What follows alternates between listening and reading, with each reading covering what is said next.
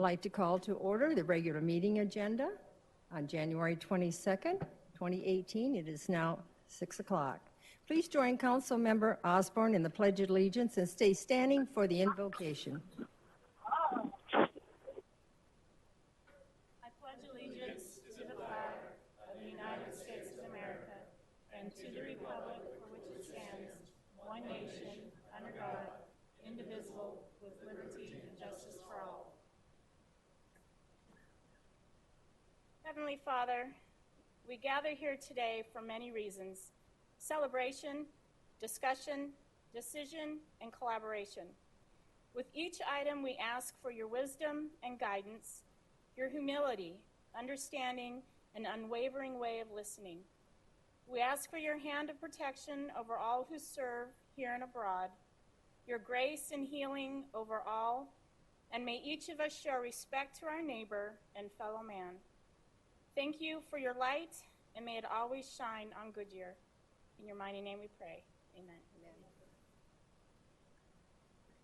Thank you, Councilman Osborne. All right, we're on to the communication. Oh, before we do that, Councilman Stiff will be joining us by phone. Now, is he going to start at this point or further into the...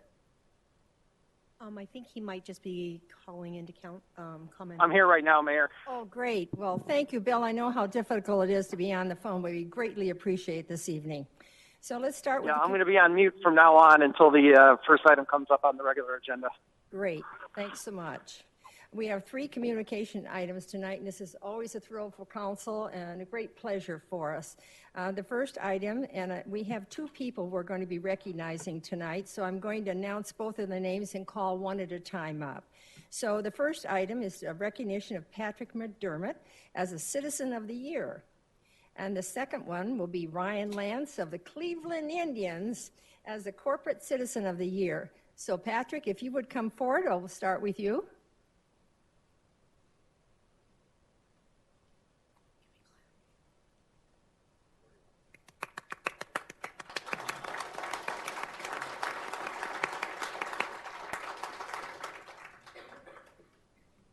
Congratulations. Now you just have to stand right beside me. Okay. Is this on? This is. Okay.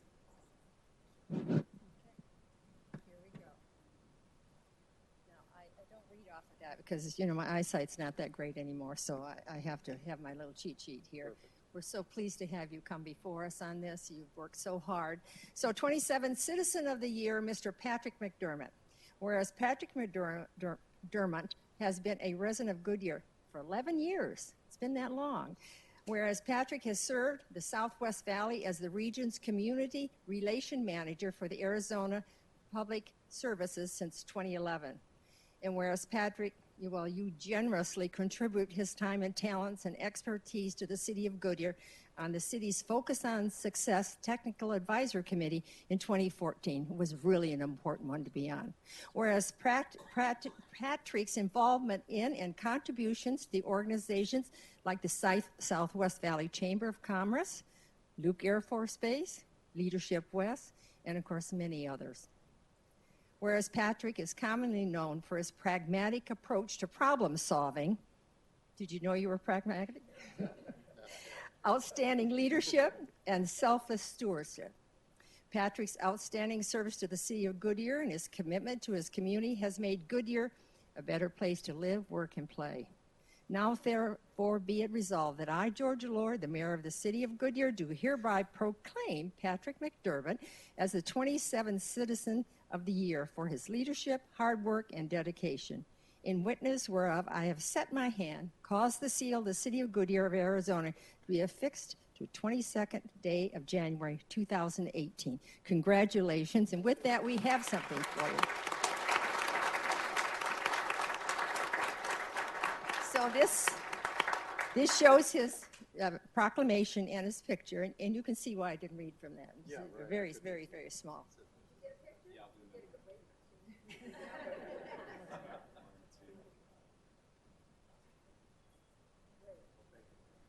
Please say a few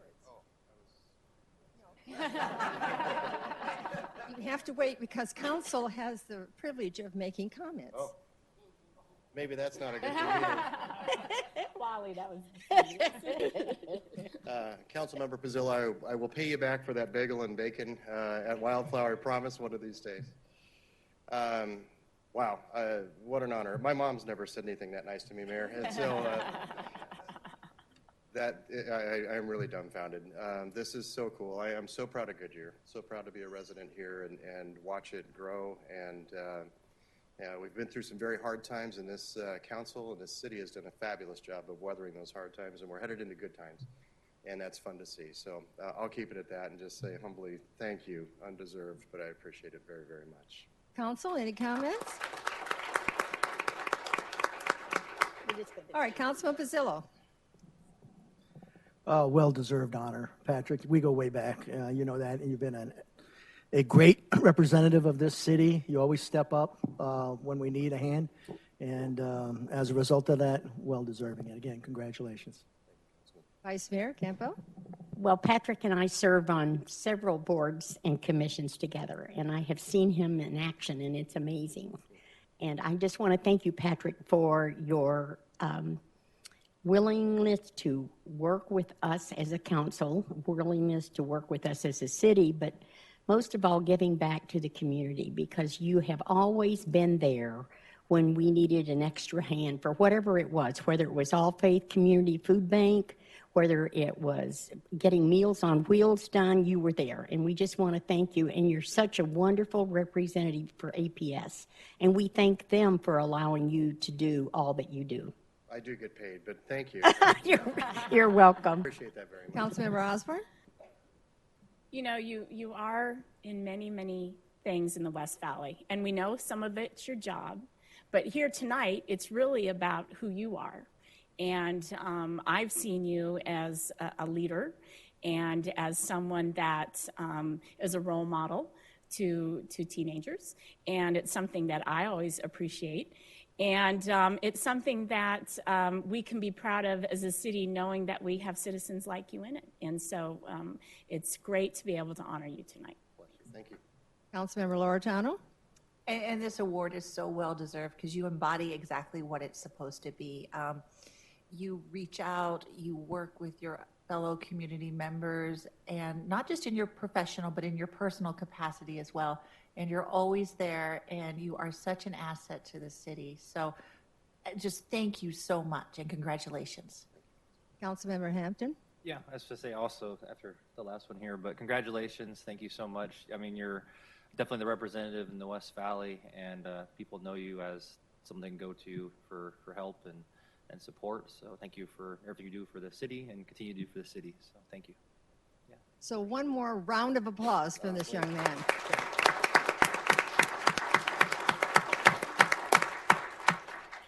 The second one. Ryan Lance.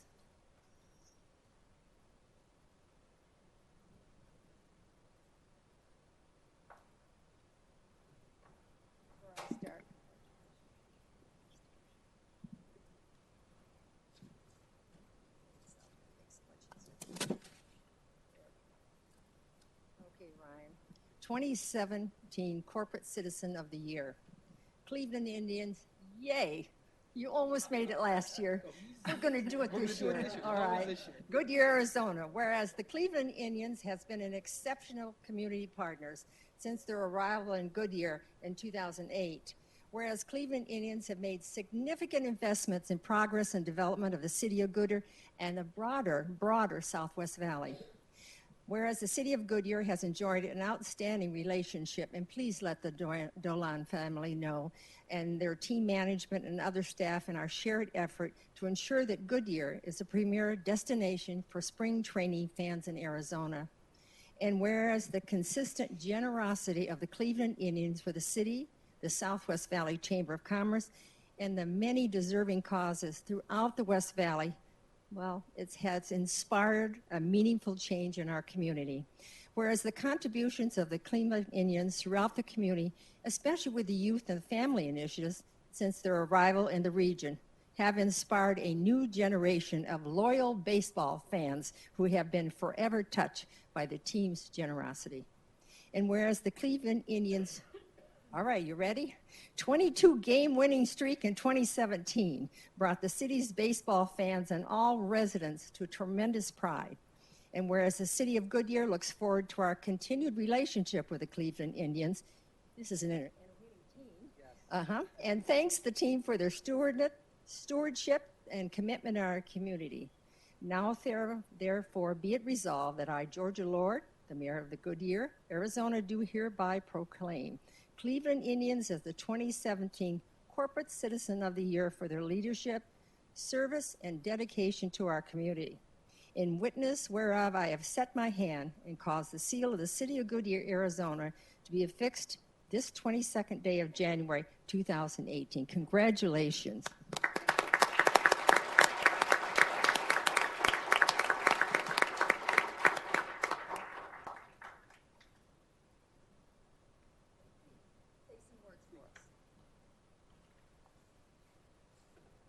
Well, thank you, Mayor and Council. I'm really proud to stand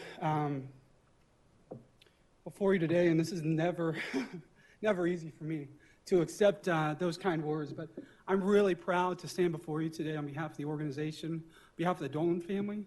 Glad to see that we have made a difference, and we try to make a difference each and every day. And we believe that hopefully that we can continue. We will always continue to be good partners. We just love this place as our second home, as our winter home during spring training. Cleveland. Baby. Sorry? There's your baby. You better put your... Sorry. And that's never easy for me as well. So thank goodness for Mom's here. But yeah, I can't thank you enough. And like I said, it means so much for the Dolan family. I know I've shared the news with Paul and the rest of ownership, and they're just so excited and thrilled. And I'm proud to be part of an organization that really invests in the community. I mean, that's from Paul on down. And so thank you for the distinct honor. Thank you for giving us the opportunity to be here, to be in your community, to work with each and every one of you. And I can't thank you enough. Thank you so much. Thank you. Well, don't go anywhere because we're going to start down at this end. Councilman Hampton. Yeah, so I would say thank you so much for, you're a great community partner to us here in the city of Goodyear, and we look forward to many more years working with you hand in hand as we bring more baseball to Goodyear and help the community out. So yeah, thank you so much for all your work, all the donations and all the different things you've been investing in our community. So thank you. Councilmember Loretano. Yeah, thank you. You're going to hear this a lot, and the whole organization. And a lot of people don't realize that you guys are community partners, just not in February, March, but it's a year-round thing. That you guys are here. You're the players go out to events. You donate so much money. You help raise money just by being there and the events and the organizations and raise awareness for very important causes. So I want to thank you and tell the ownership that we appreciate it. And I can't believe it's been 10 years. So that's a wonderful goal to hit. And I think it's a great year to bring a World Series. Right? Don't put that kind of pressure on us, but we are open for it too. So. Councilmember Osborne. Well, it's pretty cool that, over 10 years ago, the Indians were a bright light that came to Goodyear. And we're very thankful for that. We're thankful for all of the things that have been mentioned that the team does for our community. But also, I have to say that, the Dolan family have been very good to Goodyear, and the things that they want to do to help impact not only their people in Ohio, but also the people here in Goodyear. But they hit a home run when they also brought you to their team. And you have been an incredible, incredible player for Goodyear. And I have to say, being on all the committees that I've been on with you, Ryan, your leadership and your ability to be strategic and to be organized and to have a good sense of humor in gathering people together and being collaborative truly is a great kudos to the Indians for finding you. And I'm glad that you're here in Goodyear and not in Ohio because you help us greatly. Thank you. Vice Mayor Campbell. Well, Ryan, there's not a lot left to say, but I think you make the success here in Goodyear as far as the staffing goes and as far as meeting the community's needs, because you just are in touch with everything. And we just thank you so much. You're just such a very special person, so very talented, and we're just so honored to have you in our city and have you working for the Indians. And you and the Indians deserve this award very much. So thank you. Councilman Pizzella? Well, when you're last, Ryan, there's not a whole lot more to add except to say, hopefully this year will be the year to push it over the top on there. It comes so close that 1 year. And again, well-deserved award, and congratulations. Councilmember Stipp, I didn't give you any chance on this. Are you there? Would you like to make any comments on the 2 awards? No. Mayor, I just obviously repeat what everybody else has to say, but congratulations to Patrick and the Indians. We're very proud to have both of you in our community and very grateful for everything that you do. And from the mayor, thank you. Thank you for both the McDermott and the Ryan for all the sharing of your families. We met your children. We've had good times with them. In fact, the birth of your daughter was a special time for the council. Yeah. So it's been very delightful. So thank you very much. Thank you.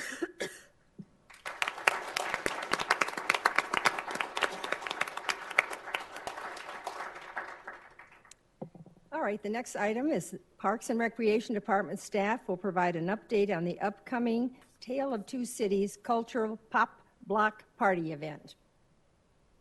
Michael Beadle, Recreation Superintendent, will present. Good evening, Mayor and Council. Thank you for the opportunity to come before you tonight to tell you about a really exciting upcoming event that we have. We want to put save the date on your calendar early. This year, we have the Tale of Two Cities. Instead of being the parade and festival this year, it's really going through a transformation to become culture pop. And so we have a lot of the components that we had with Tale of Two Cities, but we wanted to reinvigorate, refresh this event, and really turn it into a fusion of arts and culture, beer and wine, food and entertainment, to really just make it a fun, family-friendly event for everybody. So the save the date is for Saturday, February 10th. The event will shift to the evening. So traditionally it was a morning event. Now it's going to be an evening event from 6 p.m. to 10 p.m. And it's going to take place in roughly the same location. So it'll be on Thomas Road, just west of Dysart Road. So in between Litchfield and Dysart on Thomas Road. So this event, it really is going to kick off at 5:30 as we have in previous years for Tale of Two Cities. We will continue with the tradition of the naturalization ceremony, and that'll begin at 5:30 p.m. At EMCC. And then really the main part of the event will kick off at 6 p.m. This event is a big collaboration between the City of Goodyear, the City of Avondale, and Estrella Mountain Community College, as well as a number of other partners. But really, this is going to be a great event. It's going to be a block party. We're going to have 2 stages. We'll have a main stage. We'll have a family stage. We'll have live music throughout. We have amusement rides and street performers and cultural acts, and really what we want this to be is just a fusion of when you step onto the street on Thomas, you're just going to be immersed in this fun, exciting, energetic environment to where you can really just let your hair down and have a great time. And that's really what we want to accomplish with this event. And so you can try some new foods. We've got global beer and wine from around the world, and it's going to be fun all around for everybody. And so just to kind of walk you through the event, we're really going to have, you're going to step on site, and off to your right, there's going to be a Ferris wheel and a jumbo slide for the kids to play on. And then there's going to be some food on the left for you to try. And then you can get down to the end of the event on the main stage, and people will be screaming their hearts out to Bon Jovi, and you can join in the fun throughout the event. So it's just going to be a great time for everybody. We will have a VIP reception from 6 p.m. to 7 p.m. For both city councils to get together as well. But overall, it's just going to be a great event. We're going to have great fun that night, and we hope you and the public join us for that. Great presentation. I think we're all looking forward. Any comments or questions for him? Thanks. Great planning. We're excited about it. Thanks. All right, the next item, 4.3, is communication item, is the United Goodyear Firefighters presenting an overview of the Fire Operations 101 project, which occurred on December 9th, 2017. Steve Gilman, Fire Captain, presenting. Steve? Mayor, Council, thank you for giving me the opportunity to speak today. As you said, my name is Stephen Gilman, United Goodyear Firefighters President. I just wanted to give a quick overview of our event, Fire Ops 101, as you said, that took place on December 9th. And then we'll play a quick video and answer any questions. The goal of Fire Ops is usually to let council and some citizens experience what it's like to be a firefighter, give them a little bit of a taste of what it's like, the physicality, the crews. We can tell you all day long why it's important to have 4 men on a truck or how labor intensive this job really is, but until you walk a mile in our boots, so to speak, I think it kind of doesn't take the same amount of consideration. So normally Fire Ops, like I said, is usually dealt with politicians and the media covering the event. We decided to give it a little bit of a different twist. We decided to invite some of the bigger business community leaders in on the action, give them an opportunity. And what I think was also a little bit of an unusual twist, we allowed the media to participate versus just covering the event, which really garnered us a lot of good media attention. Channel 12, Nicole Zemek came out. She did 2 live shots with us and did a very large, what they call media package in the evening on the 10 p.m. news. Jason Valentine did a very large story later on in January, a very in-depth story, again on the 10 p.m. news. Our own West Valley View covered 2 stories. David Leibowitz did a very nice opinion piece of kind of him realizing how much he underappreciated the fire service before participating, and then the West Valley View covering the event itself. The participants, Mayor Lord, Councilman Wally Campbell, Vice Mayor Wally Campbell, were observers. Councilman Brandon Hampton was in Engine 1, along with Valerie Gonzalez from Lortz Manufacturing, Jason Valentine from 15 News, and Chris Joyce from REI, which is one of our larger businesses out here. Engine 2, Councilwoman Sherry Loretano, Stan Holm, the Abrazo CEO, Nicole Zemek from 12 News, Jeffrey Paul from Lockheed, who we received a very nice letter from, who participated in the event. And then Engine 3, Lourdes Pena, Juan Carrazzo, and David Leibowitz. So for those of the people that don't understand what Fire Ops 101 is, we lead them through a series of events. The events we gave them were car fire, a search and rescue, vehicle extrication, an EMS CPR station where they had to do 2 minutes of CPR each on a very live-like dummy that gives you feedback, and then the flashover chamber. And we'll kind of get into what the flashover chamber is in the video. So, there you go.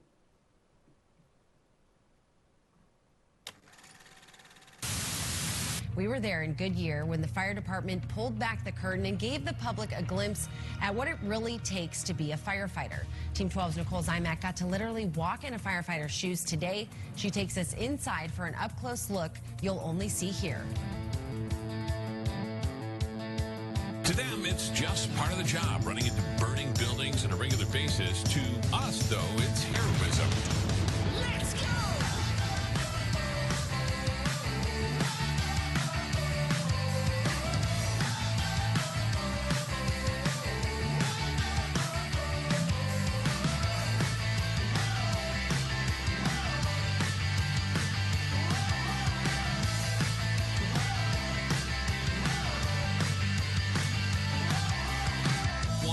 Dangerous situations firefighters can ever face. That's deadly. That's a warning sign. The flashover chamber, a room superheated to over 1,000 degrees, so hot, smoke ignites.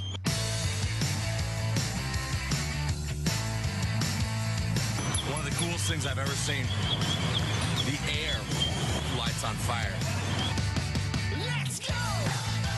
It is a physically demanding job. It requires a lot of strength, a lot of cardio endurance, and a lot of basically mental toughness.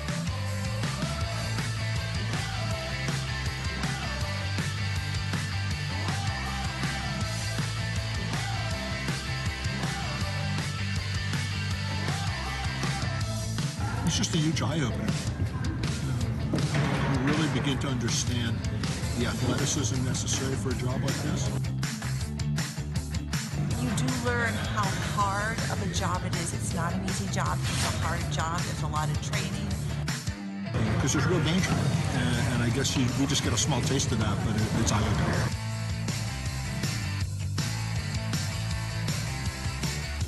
It is a very exciting and interesting job. the important aspect that we need to make sure that firefighters understand that it is dangerous. If a firefighter finds him or herself in a flashover, they have approximately 7 seconds to get out. That's terrifying. Let's go!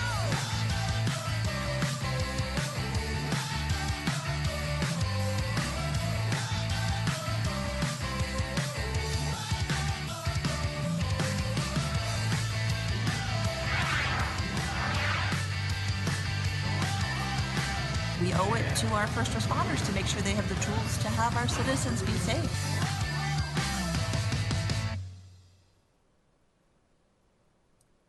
So volunteers, we had, again, this is completely staffed by volunteers from the United Goodyear Firefighters. Dan Freiberg, Rocky Piazza, Patrick Doyle, Steve Mann, Manny Cordova, Tim Rayburn, Anthony Martin, Colin McGrath, who actually put together that video. Liam Tierney, Damian Morrison, Aaron Chavez, Jose Aguirre, Carlos Mendoza, Sherrod Kincaid, Naldo Rivera, Tim Wayne, who's one of our chiefs, Chief Louisi, out there spending time for his Saturday. Big thanks to United Glendale firefighters who let us use their facility, also provided some of the resources, and then our cadets, Michael Google, Sam Horsley, and Chris New. Questions? And Great presentation. Do you have one thing? I was going to say, I know one question is going to be, while he's got her shirt, there was a mix-up at the printer. We finally got it back in. So. I was going to I'm sorry, Mayor. I didn't mean to interrupt you. No, you didn't interrupt me. She hit me early on. So I should have gone to make sure you're going to do this. I'm going to start out with the two people that withstood the heat. I was there just observing, but the only room I went into is the room we crawled around in, if you remember, trying to find among the smoke to find the doors of escape or to rescue. So, Brandon, why don't you go ahead and start with your feelings on what you went through? Yeah, it's truly a great experience. I mean, I think every kid wants to be a firefighter for a day, and it was definitely a great experience to go through, put the suit on, and go through the flashover chamber, which was really impressive. To go rescue and put out fires, use the hoses, and bust down doors with sledgehammers, and yeah, very definitely, like you said, the video said it's very physical, a lot of cardio, and it's but yeah, to understand a little bit more of what the firefighters do on a day-to-day basis, it's a lot of admiration and a lot of it's a really good experience. What did you find the most difficult? I think being blindfolded and trying to find someone in a small, very tiny room while I was watching you. I was in the room watching you. I could see that was difficult. Yeah, and all the gear and everything. So it was good, but that's probably the most challenging. But it's still definitely a great experience, and I'm glad. Thank you so much for all the volunteers and to the union for putting it on, and definitely a great experience to be able to take back and understand just a little bit more of what firefighters do. Councilman Loretano. Sherry? Let's just say at the end of the day, Paul, the chief, is not going to be hiring me, okay?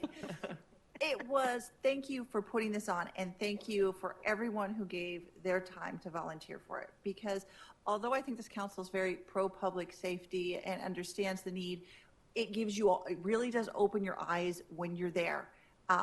When you're talking about the tools you need and what you need, when you're trying to do the CPR, it looks like it should be easy, but to keep the heart rate and the pressure and how long you have to do it, and we're talking about doing this going downstairs or how to get the person out, it's really amazing that what goes into it is a lot more than the general public sees. The physical part is just crazy. The heat, the exertion of wearing all that gear. I mean, I'm in my 40s. So I'm older than most of your fire personnel, but the tank, it's not like a scuba tank. You don't have any water to balance it. By the end, it was your face covered. Your face is covered. You're trying to lift a body up. My people are dead. They are. I mean, I couldn't have saved anybody. I would be totally useless. They'd burn up and they're dead. But it does show you how important it is to have a team on those trucks. At the end of the day, I got home, I was so exhausted, and they had 4 activities for us. I think it was 4, right, for us to do. Imagine doing this, a shift for 24 hours, or 40 hours, but at least, 24 hours without a break, that you're going out on 6, 7, 8, 9, 10 calls in a row. lugging that gear around, it really does give you a new respect. And if anybody said anything different, I'll be like, excuse me. No, it's scary, it's hard work, it's physically exhausting. And I think it really does show you a lot that when someone says, well, we need new masks or we need new this, that it's not just a money thing, it's a safety thing, because that was the scariest thing I've ever done, was sit in that fire chamber. That was very scary. And I can't imagine, I knew there were people with hoses, if there was a problem, we were safe. But that is just so scary to think, if I'm going into a house and I'm looking for a child or I'm looking for someone who has passed out, to drag them out of that house, that it really does give you a new respect. And I hope you do this again and do it for more people, because I think it's wonderful.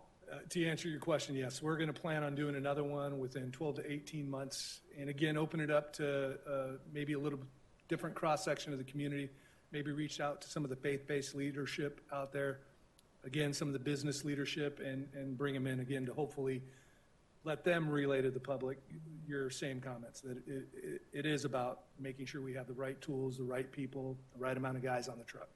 So thank you. And I would like to, we're going to call this short on this one because we have a long evening. All right, all right. Okay, thank you. I Next don't get to talk very much. Really? Yes, go ahead, Vice Okay, Mayor. thank you. Steve, I was prepared for you today, and I was going to thank you for bringing my shirt. I was just hoping you did, but thank you so much. I'm going to put it on as soon as I get home. I just wanted to say to our residents, the job of a firefighter is one of the most personally rewarding careers a person can have. There was a line in a movie that once said, there are no more heroes left in America. But after September 11th, 2001, most Americans found out that the true heroes were our firefighters. This is a profession of helping, whether it is rescuing people from burning buildings, caring for their medical needs, extinguishing fires in a home or in a large office building. This profession is all about helping others. 98% of our firefighters look forward each and every day to go to work. When you become a firefighter, you become part of a family. They work side by side and become as close to you as a family. And there's not very many jobs that are as rewarding as a firefighter. The camaraderie, the helping of others, the having pride in your job security, just an overall good feeling. The next time you see a fireman, please tell them thank you. And for Goodyear, you know that our Goodyear firefighters are the finest trained, ready to go firemen in the state, actually probably in the United States. I want to thank each and every member of our Goodyear Fire Department for all you do every single day for our residents. Each of you are very deeply appreciated. And I could not do your job. And that's Wally, why I was an observer. Thank you for making me go on with this. I apologize That's for okay. cutting you off. I've typed that up all day. It was very, very meaningful. And is there anybody else on council here? I just want to, real quick. All right, Promise to be Joanne? quick. Mm-hmm. You know what, Steve? A few years ago, I did this. I think it was with Avondale. It was not to the extreme program that this was. And I think that you guys have come up with an outstanding idea. Not only allowing council to see it, involving the media, so the story is really getting told out there through their eyes, and that's wonderful. But also, you know, having the business community, having leaders out there that are part of our community that are being able to see what's going on. And I think your next idea, getting faith-based community, different, you know, people in different areas of our city is important. And so, you know, great idea. Good job. Good. Well, Joe, any more? No, there's not any more really to add to that, but Steve knows how I feel about the firefighters and all they do. So again, thanks for putting it on, Steve. And lastly, great presentation. I think it's great for the public. I hope people are watching online, and I think it will give the interest of the young people in our community, our high schools. So thank you so much. And if your kids want to see the video, we'll be uploading it on our social media. So. I'm going to give you a round of applause for this one. This was a great one.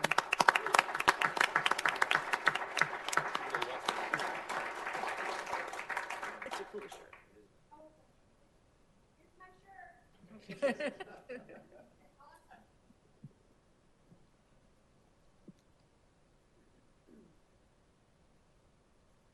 All right, now is the time for citizens who would like to address the City Council on any non-agenda item within the jurisdiction of Goodyear City Council. Are there any speaker cards? No, Mayor. All right, well, let's just move on then to the consent agenda. Will the city clerk please read consent agenda items 6.1 to 6.3 by title only, please? 6.1, approve draft minutes of a regular meeting and a special meeting held on January 8th, 2018. 6.2, approve the budget transfers for fiscal year 18. 6.3, approve a 90-day extension of the Hudson Commons final plat approval, extending the approval date to April 22nd, 2018. Thank you. Does anyone from the public wish to remove an item from this consent agenda? Does anyone on the council wish to remove an item from this agenda? All right, then could I please have a motion? So moved. Second. I didn't hear who the motion So was. moved. All right, heard a motion from Councilman Hampton and a second from Councilman Pizzillo. Roll call vote, please. Vice Mayor Campbell? Aye. Councilmember Osborne? Aye. Councilmember Pizzillo? Aye. Councilmember Loretano? Aye. Councilmember Stipp? Aye. Councilmember Hampton? Aye. Mayor Lord? Aye. Motion carries. Thank you. Well, we'll go right down to business, and the first item on business is to consider approving the employment agreement for the new city manager, Julie Arundel. Lyman Lockett, our Human Resources Director, will be presenting. Lyman? Good evening, Mayor and Council.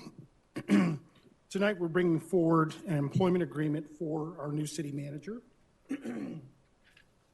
This culminates a 16-week process that included contracting with CPS HR Consulting to lead a nationwide search. Also an in-depth preliminary screening process conducted by CPS that included 58 candidates across the nation. Panel interviews, presentations, leadership assessment, and input from a diverse group of stakeholders that were both from inside the organization and outside the organization. 16 weeks seems like a long time. But we managed through the process, I think in great time. This fills a vacancy left by prior city manager Brian Dahlke, who retired effective January the 5th. Council, following the 16-week process, went through a deliberation and selection process and ultimately directed staff to move forward with finalizing and negotiating terms of a contract. Staff has done that. Tonight we're bringing forward the contract. And the final steps in this process are to approve the contract that you have before you. So with that, I'll hand it back to you, Mayor. So you have observed that. So what I'm going to need is a motion and a second. So I hear a motion. So moved. Second. All right, I hear a motion from Councilman Osborne and a second from Councilman Hampton. All right, open for council discussion. Councilman Pizzillo? First, I want to thank you for the process that we went through. Actually, it's the first time for me. I've been here 10 years, but the first time I've ever been part of actually the full recruitment process of itself. And I want to thank staff. You did an excellent job. I want to thank the secondary staff that actually, because we not only had us as the interview, as you had mentioned, we had the outside individuals from leaders throughout the valley participating in as well. I want to thank all the help, because some of you were also to give up your time on the weekend to be part of this process. And to me personally, I'm very pleased with the results of our process. And also I can say to the manager, maybe a little prematurely, but welcome aboard.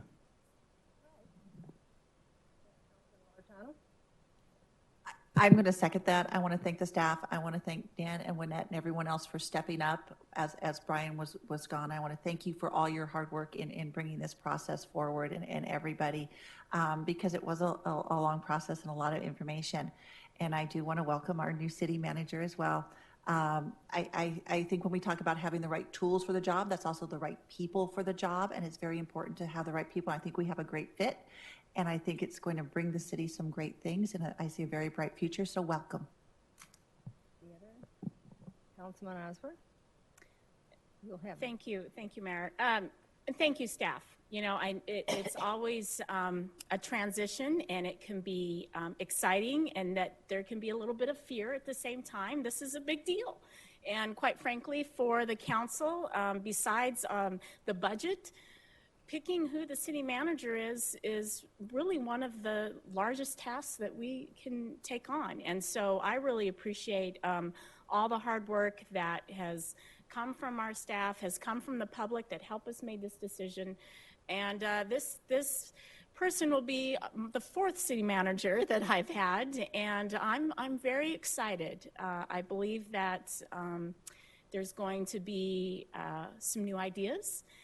Any new person that comes always has new ideas, and I think that the experience that Julie shows is something that is going to fit well with Goodyear, and I'm very excited about that. Thank you. All right.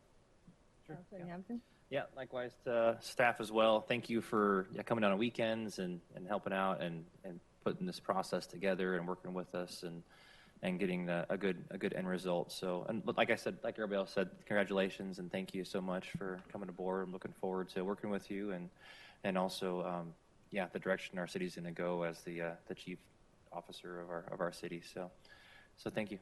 Well, we're going to give her an opportunity to come up, but what we'll do is we're going to vote. And then after we vote, I'm going to read all of her attributes as why we chose her to come. And then we're going to ask her to come to the microphone and make any comments she'd like to make. So let's go ahead and vote on this. We have a motion and a second. So all in favor say aye. Aye. Aye. Opposed? Nay. We have, the vote was 6-1. 6-1. I have to ask the city clerk that. All right, so it is my privilege to welcome Julie Arundel as Goodyear's next city manager. We are so thrilled to have her join our Goodyear team, and I say we are lucky to have such a well-rounded individual to lead us into the future. Julie comes to Goodyear as a former deputy city manager for the city of Peoria, where she joined as the Human Resources Director in 2012. During her tenure, Julie has been responsible for the departments of Economic Development, Finance, Office of Management, Budget, Office of Management and Budget, Office of Communication, Information Technology, Intergovernmental Affairs, Police, Fire, Medical, and Human Resources. And in 2000, Julie transitioned from the private sector to local government services with the Yavapai County, first as a Human Resource Director, then appointed by the Board of Supervisors in 2007 as a county administrator. This is a pretty top job.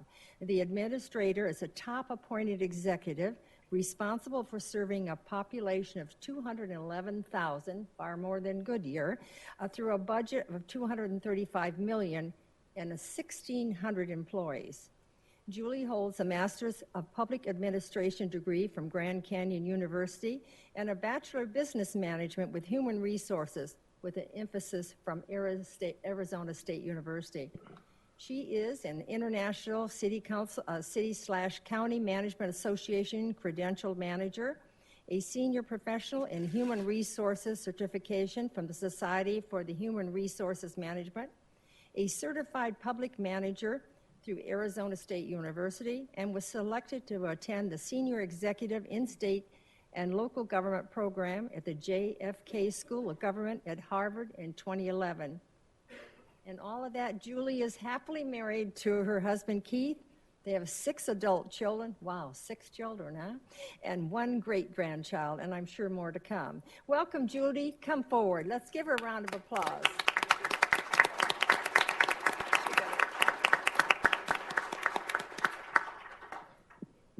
Thank you. I am honored to be selected to serve as Goodyear's next city manager. I'm truly honored and blessed for this opportunity. Goodyear has a solid, wonderful reputation, and that's what attracted me to this position to begin with.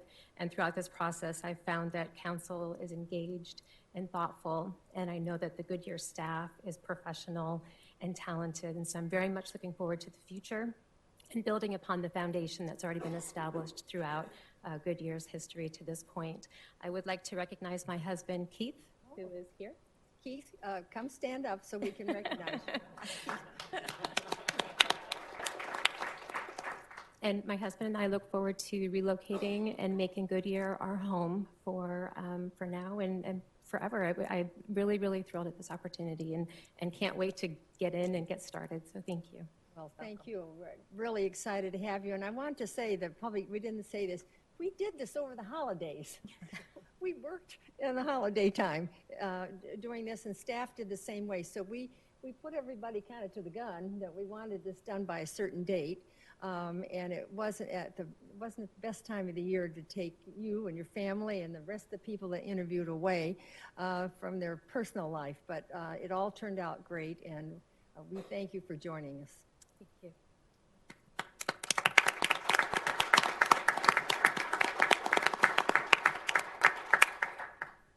All right, we're going to 7.2 is on business is a public hearing to consider the conditional rezoning of a portion of Montecito Phase 3 PAD. The public hearing is open. Alex Latensky, Planner 2, will present.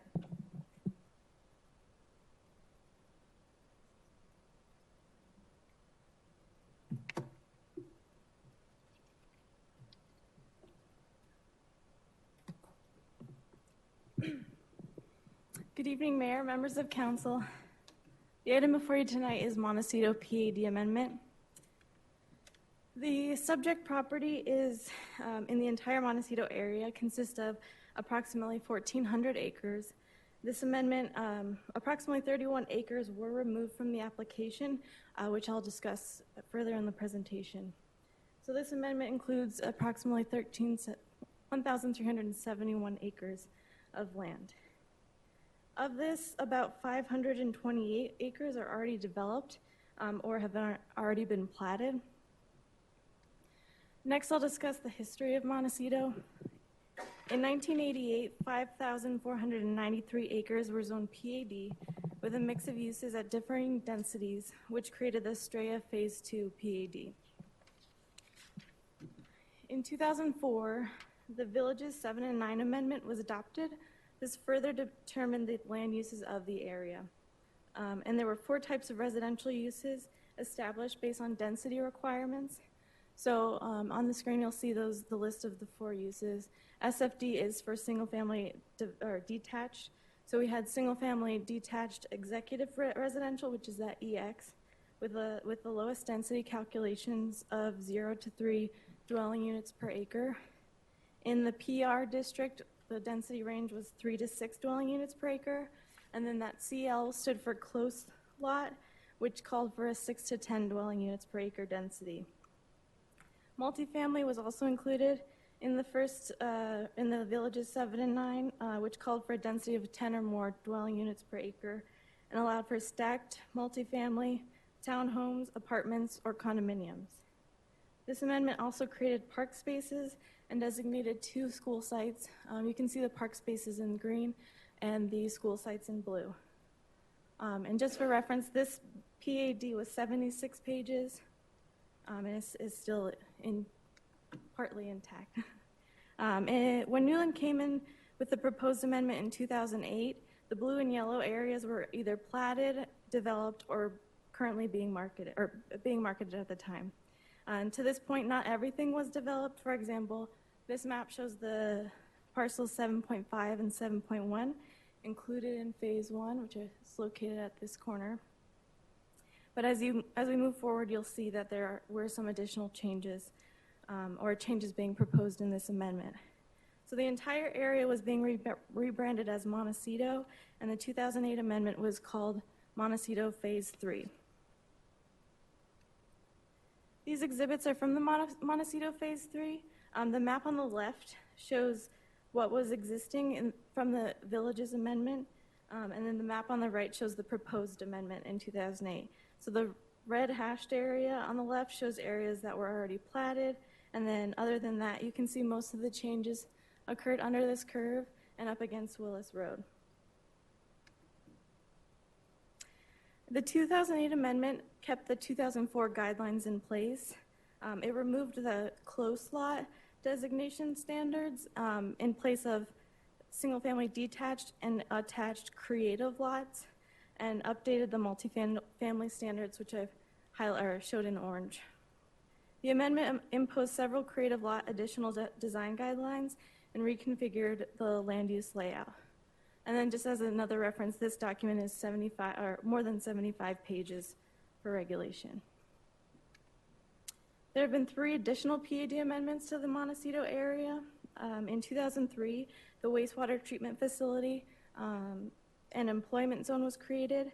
Also, an area was zoned Public Facilities District for the purpose of a future fire station. In 2014, parcels 7.1, 9.8, and 9.9 were amended to transfer some of the unit calculations and update setbacks in parcels 9.8 and 9.9. And in the beginning of 2017, an amendment was made to the density requirements of parcel 7.5. In the summer of 2017, Newland came to the city with a proposal to update the development standards of the undeveloped areas of Montecito. Instead of adding an additional regulatory book, staff requested that the applicant create a single regulatory document that would combine all previous amendments into one book. This slide breaks down the areas of change specific to updated residential districts. So we have 16 parcels, which equates to 265 acres, rezoned to SFD 60, and that's that peach color you'll see on the screen. 10 parcels are proposed to be single-family detached 50, and that's that yellowish color. There's 2 parcels zoned for single-family detached attached, and those are the orange pieces right here. And then the single-family detached court home is 1 parcel, which is on parcel 7.1 in the top side. The areas that have already been built are not changing zoning districts or development standards. And as you'll see on this development standards table, the development standards are exactly the same as they were when they were first adopted. In order to remain consistency with the city's development standards, staff recommended the standards be updated to regulate by lot dimensions rather than density. In the next coming slides, I'll discuss density in more detail. But this table shows the 6 residential districts included in the PAD. So we have SFD, EX, and PR, which are the 2nd and 4th columns. Those are pulled straight from the village's 2004 PAD amendment. And you can see, if you can see, how the lot standards differ from the new districts. Just as a point of clarification, these density regulations do not set lot dimension minimums. So technically, these districts could have been developed at 50-foot wide lots the entire time. Therefore, in an effort for consistency and transparency, the updated districts now designate minimum dimensions. And just like the city's standards, the minimum dimensions are just minimums, and it doesn't mean all parcels will be developed at those minimums. As you'll see on the table, there's no multifamily in this PAD. The district was removed from the regulatory book. The second row shows the permitted uses within each district. And as you can see, multifamily is not permitted in any of them. If we compare the districts to the city's residential district, we can roughly equate this SFD 60 and SFD 50 to the city's R16 district.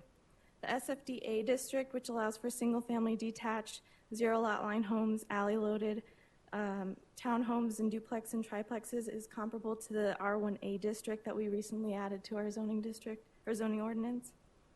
And in the court home district is comparable to the city's R1C district. In your staff reports, I evaluated the additional amenity elements that Newland is providing, which determines consistency with the city's zoning ordinance update in allowing for deviated development standards. The number of units within Montecito planning area is not changing.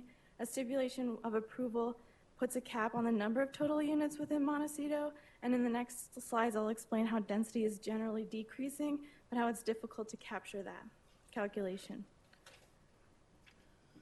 At the Planning Commission meeting, there was some confusion about density, how density is changing compared to the new plan.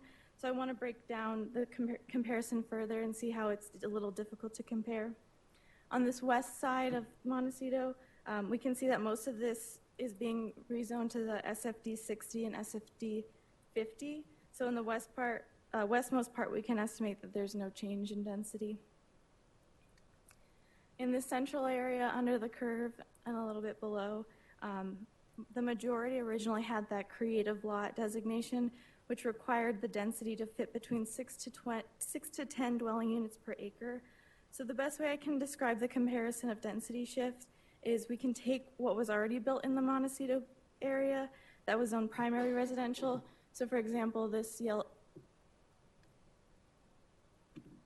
yellow area just to the right of the peach color. Sorry, there we go. Was zoned primary residential, which had 3 to 6 dwelling units per acre range, and see that the lot widths range from about 50 to 70 feet wide, which fits into that SFD 60 category. So based on these estimates, we can assume a significant decrease in density since they were all originally 6 to 10 dwelling units per acre. And on the east side, just to the north of Willis Road, we can see a complete shift based on the removal of the multifamily zoning district, which allowed for 10 to 20 units per acre, and parcel 9.2E, which was zoned single-family attached creative lot, is this little guy right here, which was also zoned for 6 to 10 dwelling units per acre. The current request included parcel 9.28 and 9.30 as SFD 50 designation, which, as I mentioned in the last slide, roughly equates to similar density as primary residential, which is what it's currently zoned to the north of these parcels in parcel 9.26. These two SFDA pieces, which consisted of approximately 9 acres surrounding the strip of open space. Like I said, is similar to the city's R1A district, but still allows for detached units as well. And just for reference, I pulled the plat for the Rosewood Golf Villas, which were recently approved, which is in phase 1 of Estrella, and allowed for duplexes and triplexes. The density of that area is 2.17 dwelling units per acre, so this kind of shows you that density isn't really easy for us to compare one-to-one with setting minimum development standards.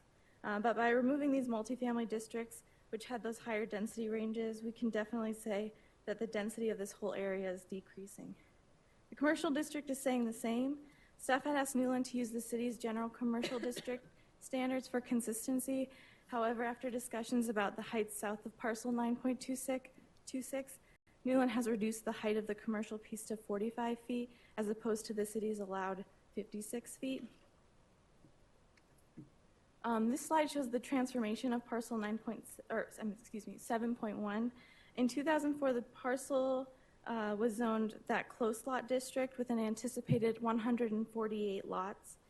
In 2008, the zoning was updated to a cluster district based on the language of the PAD, which allows for what we now call court homes with the same amount of anticipated units. The 2008 PAD was contingent on maximum units within the entire PAD and calculated the anticipated units within each parcel. So the 2014 amendment that I referred to earlier, in order to have more units in parcels 9.8 and 9.9, the amendment pulled lots from 7.1 to keep the anticipated number of units at that 4,058 maximum. Now with the current amendment, since the amount of anticipated units within all other parcels is decreasing, Newland is proposing the maximum units be increased to 90 units, which still keeps them at their overall maximum. The Planning Commission has proposed a stipulation regarding the parcel limitation on the number of units to 71, which we'll go into further in the presentation. One thing to note,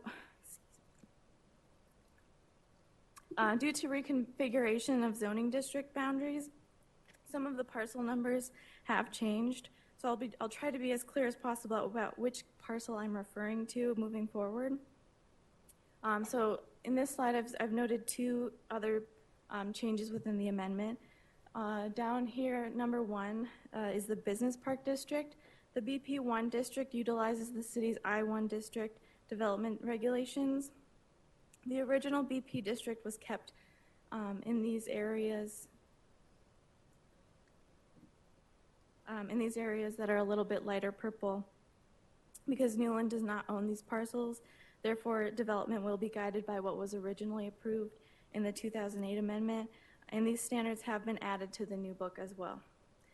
Parcel 9.31, which is noted as number 2, in the 2008 amendment, this area was designated as a school site and also was called 9.24. Newland made Liberty School District aware of their intent to remove the school zone on this parcel. So in the narrative, there isn't a letter from the superintendent accepting the change to parcel 9.24, which, as I mentioned, is now called parcel 9.31. Staff sent the application to Liberty School District and Buckeye Union High School District, noting the change of zoning to this parcel, and no opposition was received. Staff made additional attempts to receive feedback from Liberty, but once again, no response was received. On November 15, 2017, Newland hosted a neighborhood meeting at Star Point Residence Club in order to give residents the opportunity to review the application and provide feedback. Approximately 80 residents attended this meeting, and the captured major comments are regarding the impact to the wash adjacent to parcel 7.1 and 7.2, the maximum height of 40 feet on parcel 9.7, which was pulled from this application and is now parcels 9.27A, B, and C. At the remaining school site next to the Presidio, there were concerns about traffic and the impacts with the adjacency to the restaurant and setbacks of new homes adjacent to existing lots with view fencing. Now, I'm showing these maps as a reference to some of the concerns that were from the first neighborhood meeting. This will help us reference some of the concerns because some of those numbering changes based on the change after first review. The left map shows that first submittal, which was published to the city's website for public review. The right map shows the finalized version, which is before you tonight. And I added stars to the areas of concern for reference as well. So the first major concern brought up was regarding parcel 7.1 and confusion between the wash between 7.1 and 7.2. The map on the left, like I said, was from the first submittal and did not show that brown edge open space designated where the wash was. So this was a mistake in the land use map, so naturally caused concern about a removal of the existing wash. The map on the right is the finalized version, which adds that open space designation. And just one thing to note, it does not show the specific scale or size of the wash. During the plat review process, the size of the wash will be determined and reviewed per city and state regulations regarding floodplains. So at this point, I don't have the specifics of that separation, but I have asked the applicant to provide additional information for you as well. The other concerns brought up at the meeting were in regards to development regulations. The table shows the comparison of existing standards versus proposed standards, and in regards to maximum height of the parcel, the maximum height is decreasing by 5 feet. As I mentioned earlier, the 2008 amendment only regulated the standards by density. The submittal published prior to the neighborhood meeting combined, like I said, parcels 9.27A, B, and C into a singular parcel 9.7, which is what you'll see on the left side. Due to the feedback received at the neighborhood meeting, Newland has decided at this time to remove the area from the application. Therefore, the existing zoning will remain as is, which applies to that 2008 zoning PAD document. And the current zoning will stay as multifamily on the 9.27A and C, and single-family detached creative lot on 9.27B. In the submittal that the neighborhood first reviewed, the neighborhood park where you see this first star was removed. Newland's first intent was to create a linear park within parcel 9.39, which is this long green color here. But the feedback from parcel 9.6 caused them to leave the park site where it was already planned. The second star was the original location of the school site. In order to maintain similar development standards as the original school development, Newland has imposed a requirement that this parcel shall be restricted to single-story homes, which is what this yellow asterisk points out in the regulatory standards book. The school site designated on parcel 7.31 was already designated as a school site when the districts originally signed off on the PAD, and no further concerns were brought up by the school district. Therefore, no changes were made to this area. Many residents with view fences expressed concern about where building can take place behind their lots with a view fence. This is a photo from a resident with a view fence, which was also included in the packets that you received. The tract sizes between parcels can vary throughout the platting process, but to ensure an absolute minimum separation between rear yards with view fences, Newland has included this footnote in the development standards table, and it establishes a minimum, so it might be greater in some areas, but it can't go less than 40 feet. With this in mind, on January 10th, staff recommended approval to the Planning Commission, subject to stipulations 1 through 19 included in your ordinance. After the public hearing, the Commission added 3 stipulations, which I'll pass on to Katie now to conclude the presentation. Thank you, Mayor, members of the council. Just to wrap up what happened at the Planning and Zoning Commission. First of all, I did want to mention that Newland did hold a second neighborhood meeting on January 9th to introduce the changes they made to the plan to help alleviate some of the residents' concerns. At that meeting, there was approximately 40 to 50 people at that meeting, and they did continue to express concerns with the development proposal. The next evening on January 10th was the Planning and Zoning Commission public hearing. At that meeting, 11 residents spoke in opposition to the proposal. And I just wanted to wrap up once again what the main concerns that we heard from the residents are. The first is parcel 7.1, and just to remind you, that is currently zoned for 71 cluster lots. Newland is requesting to increase that to 90 court home lots, which is just the new word for cluster. And in exchange, they would reduce the height from 35 feet to 30 feet. So they're requesting an increase in 19 dwelling units, but they would decrease the height by 5 feet. The residents stated they are concerned with that increase in the number of lots. They are concerned with the wash, which the applicant is going to go into more detail about the plans for the wash. And I do want to note here, because we have heard from some residents that they said they're experiencing flooding in their backyard. And I just want to reiterate what we said at the commission. If anyone is experiencing flooding in their backyard anywhere in the city next to a wash, the city wants to hear about it, and we will absolutely investigate that. So please let us know if anyone is experiencing flooding. And finally, there were concerns noted about traffic near the area. The other area of concern was parcel 9.1, and again, a reminder, that is currently zoned single-family detached cluster lot, which allows 6 to 10 dwelling units per acre, which is very high density. Newland is requesting removing the creative lot design guidelines, but again, in exchange, they would limit the height from 35 feet to 30 feet, and they would also require at least a 50-foot wide lot. With the 6 to 10 dwelling units per acre, they could actually go smaller than a 50-foot wide lot today. The concerns noted by residents about parcel 9.1 were, again, what is the width of the wash going to be, and concerns with the height of the homes and views. There was concerns noted about the school site at 7.13 and its location adjacent to the Presidio. And finally, there were concerns noted about the parcels 9.28 and 9.29.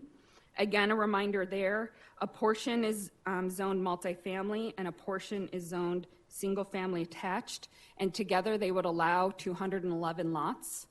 The proposal is to change that to single-family detached adjacent to the existing development, and then a portion that would be single-family detached or attached, which could allow duplexes, triplexes, or townhomes for a maximum of 186 lots. On those parcels, again, residents noted concerns with the height of the structures, the single-family attached product. They stated they wanted single-family detached throughout the area. and with losing views. During this discussion, the Planning and Zoning Commission decided to recommend 3 additional stipulations, which are now included in your ordinance, Stipulation 20, Stipulation 21, and Stipulation 22. So Stipulation number 20 limits the number of dwelling units on parcel 7.1 to 71 dwelling units.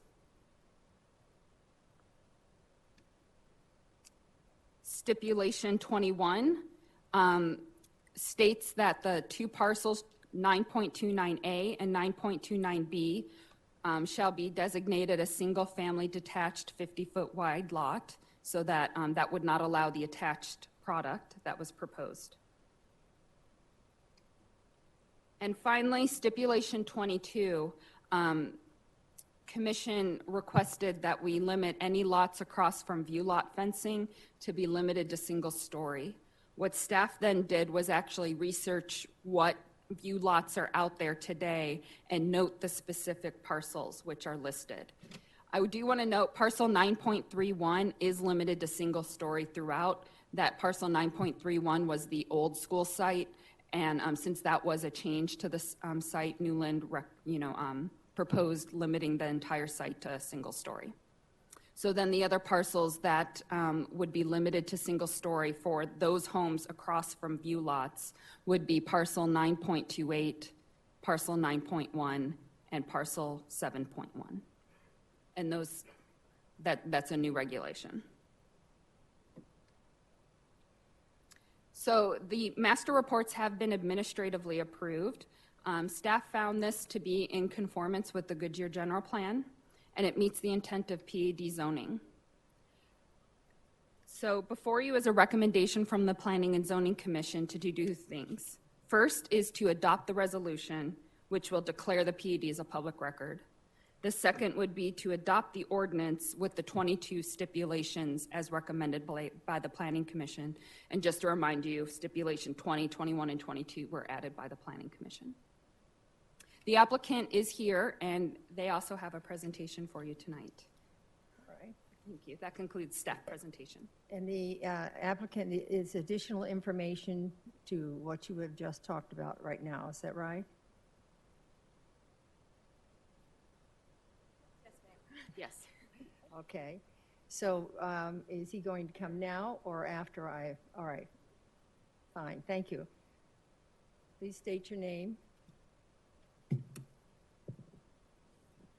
Mayor, council members, my name is Jeff Denzak from Swaback Partners, 7550 East McDonald Drive, Scottsdale. Good to see you all again. Last time I was before you when we had discussions about Community 11 at Estrella. I'm here tonight with Pete Tyke from Newland, who I know you know, and I wanted to follow up on Alex and Katie's presentation just to kind of give an overview. As Alex mentioned a couple times, there seemed to be a little bit of confusion with the presentation at the Planning Commission, and obviously there's lots of numbers and lots of information, but we wanted to give an overview to give a little bit of context. And we decided upon no more than 10 minutes. Is that correct? Yes, Okay. thank you. Thank you. Okay, so first, I just want to kind of talk a little about the scale and about the overall community. And we have highlighted in yellow the Montecito Phase 3 area. And within the context, Estrella has over 20,000 acres. Okay, a huge, huge piece of land. Within that context, we have planned over 50,000 units of housing. Okay, if we want to put that in a little bit of context, 50,000 units, you might multiply that by 2.1 or 2.3 per household to get an idea of population. That's over 100,000 people, community members who will be living in Estrella at some point, and we can put that into context of your population in Goodyear today. Of course, one of the components that we've been studying with Newland over the last several years is circulation. We know we have Estrella Parkway that's going to extend further to the south. We know we have Cotton Lane that's going to extend further to the south, and we know that we're going to have the 303 that extends further to the south and bisects the property, and there's going to be some major interchanges related to that. Our firm, we've been fortunate to do work all over the country with lots of different developers, lots of different community master planning, big and small. We have been working here in the Valley for over 40 years. We've done all the master planning out at Verrado in the West Valley, Eastmark on the East Valley, and DC Ranch in Scottsdale that you might be familiar with. And DC Ranch, for example, is over 8,000 acres. And at DC Ranch, we have a range of uses from very low-density housing to single-family attached housing to condominiums to townhomes to apartments to office buildings to shops and stores and hotels. And as I think we all know, DC Ranch has some of the highest real estate values for homeowners in all of Arizona. Okay? In context, of course, Newland is the largest developer, privately held company of community master plans throughout the United States. And I think, as I mentioned when I was with you the last time, one of the great things about Newland is, you know, they're in it for the long haul. They're looking at the context of the property and really looking at it from real estate value. That's a major concern and a major component of the planning process.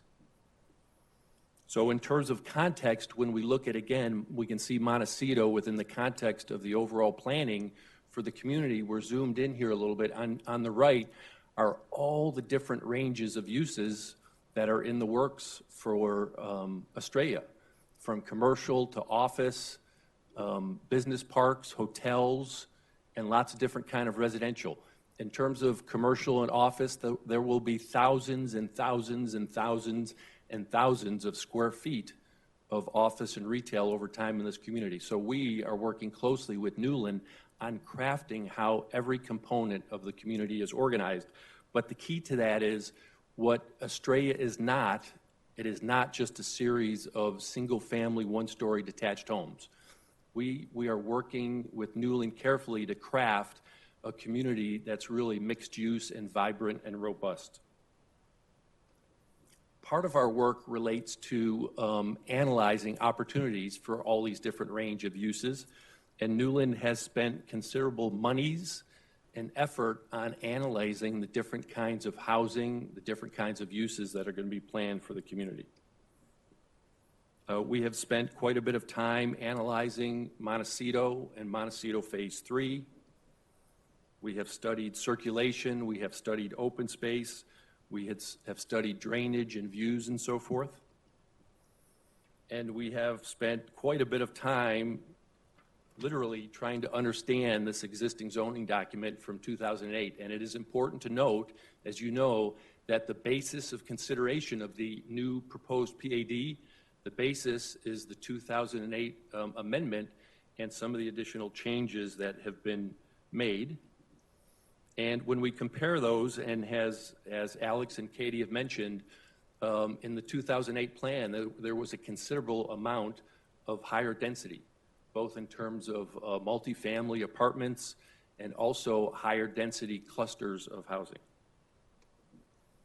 So the green area is the extent of the amendment area,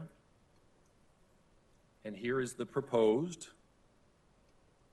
And what we wanted to do is just quickly do some comparison in terms of height and density. Alex talked about it a little bit. So here, from the 2008 entitlement, here is the existing height that would be allowed. Here is the height that is requested for the current amendment.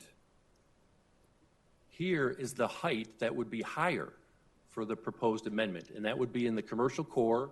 And as Alex mentioned, part of that is because we're bringing those standards up to your commercial standards. And then there's a little bit of a sliver of 5 feet of additional height related to the village green that's been proposed and the associated potential for townhomes. This exhibit shows the height that will be decreased. So in all those blue areas, we're proposing lower height. Okay? Oftentimes, developments come in front of you to propose greater height and greater density. This is just the opposite. And then in terms of density, here are the range of existing densities. And here is the proposed densities. And then in terms of greater density, this is the extent of greater density, a little bit within those townhomes. And I must say there's one error on this exhibit, 7.1, as Alex mentioned. That's going from 71 to a proposed 90. And quite frankly, the reason for that was my math wasn't too good. I was looking at the 2008 amendment, and that had called for 148 units, which had been previously approved for that area. But now we know it's currently at 71. Again, in terms of a comparison, everything in that lime green would be lower density. Everything in that olive green color would be no change. And again, the discrepancy at 7.1, based on going from the 71 to the proposed 90, that would be proposed greater density, as Alex has mentioned. In terms of multifamily, again, some confusion last time. These are the areas within the current amendment that could be multifamily, apartment complexes, tall and dense. Sorry, in terms of the current zoning. In terms of the proposed, you can see the extent of multifamily and apartments. There's none. No multifamily apartments proposed. If we just spend a minute talking about 7.1, so in the upper slide, again, the 2008 amendment had for 7.1, 148 units, and for 7.5, 121 units. 7.5 parcel is being constructed right now, and that has a proposed 65 units. On the bottom, you can see the 2014 amendment for parcel 7.1, which had a density of 6 to 10, but it did tie the total units to 71. Here is the plan for that 2014 amendment, which maxed out at 71 units. You can see the plan, the proposed units are in yellow. We've highlighted the wash corridor in green, so that's much greater area you can see than the actual wash. And then you can see in the aerial photograph the relationship to the existing lots. Here is the proposed plan. We're working with a firm called KTGY Architects, one of the best architects who do residential home design. They've worked with our firm in the past. We're currently working with them on a number of projects. And as Katie mentioned, this is a courtyard product, very popular in the research that we've been doing. Here are the elevations, very, very handsome.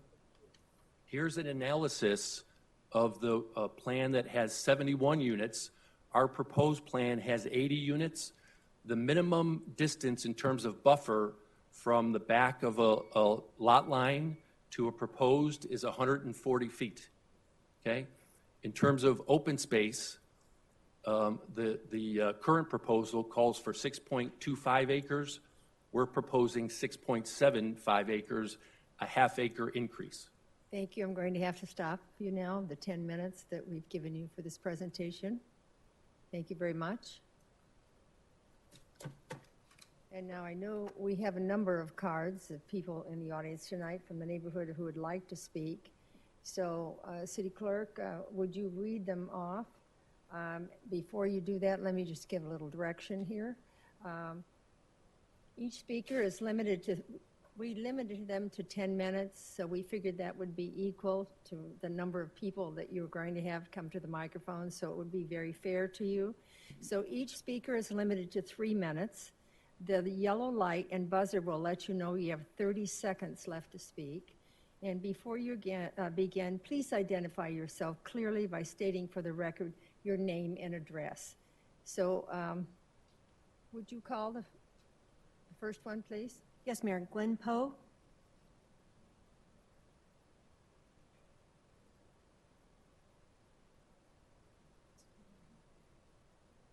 Can we remove and put up the staff presentation in case a resident needs it? Please, slide 14. Sorry.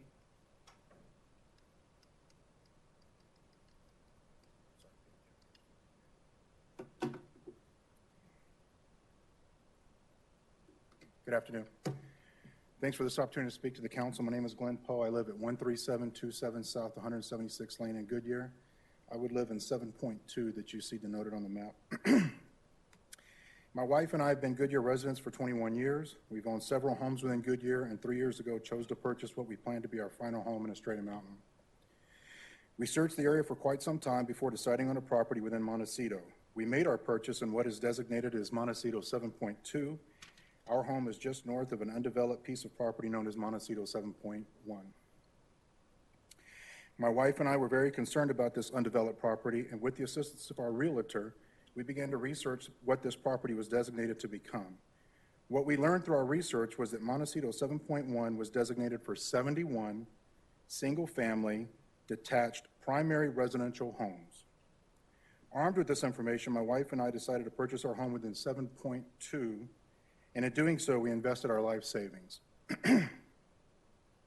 What Newland is proposing to do is to rezone Montecito 7.1 and change the plan from 71 single-family detached primary residential homes to 90 single-family detached court homes. This represents a 30% increase in density for this small piece of property. My wife and I made the most informed and educated decision that we could based on all available information. We used the city's zoning information in deciding where to invest our life savings. The whole purpose in having zoning plans is so that everybody concerned can make informed decisions. I've spoken to many of my neighbors, and we believe that changing the zoning of this small undeveloped property would have a negative effect on the property value of our homes and all other homes within Montecito 7.2. Every community that I have looked at that is zoned for court homes, I have found to be unattractive and congested. Court homes do not add to the property value of the surrounding community. What Newland is proposing isn't to simply change the zoning in a slight way. They are asking the city of Goodyear to allow them to increase the density of this small undeveloped land by 30%, and in doing so, change the type of homes that everybody believed was going to be built there when they chose to invest their life savings. I want to be very clear. I'm not here to argue about any apartment complexes being built in Estrella Mountain. I'm here to argue about the proposed changes to Montecito 7.1 and Newland's proposal to increase the density by 30%. Does that mean I'm done? 30 seconds. And their request to build homes that could be as tall as 3 stories, especially after the developer charged many residents in Montecito 7.2 a huge premium for what they claimed were going to be view lots. Newland hopes to confuse this process by stating that the overall density doesn't change, but Newland made a business decision to reduce the density in some areas of Estrella Mountain to build. I guess that means I'm done. Yes, thank you very much. I appreciate All right, well, thank you that. for your time. Thank you. Next. Ray Kuchler?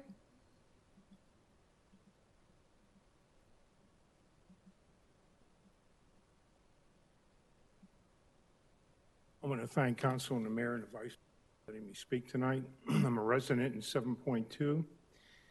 I've been in Your name, Goodyear please. since Name, 1997. please. You still have to repeat your name My name is Ray Kuchler. and your address. Pardon? And And my your- address is 13620 South 177th Avenue. All right, we didn't include that, so you have your full time. Go ahead. Okay. I moved to Goodyear in 97. I just want to say I've been a long-term resident of Goodyear.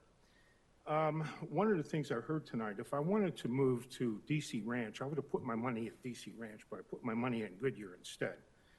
And this proposal that Newland has to take 71 homes and make them 90 homes, which is an increase. Some people say 30%, it's 27%. It doesn't matter, it's a big increase. My biggest concern is the wash and how the wash is going to handle the water.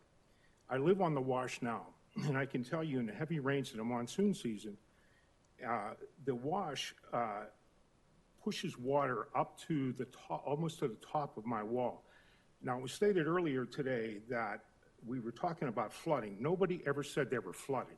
What we were talking about is the concern for flooding if this proposal goes through, because the way they have this thing drawn out, they're going to push a wall and push that water closer to our homes.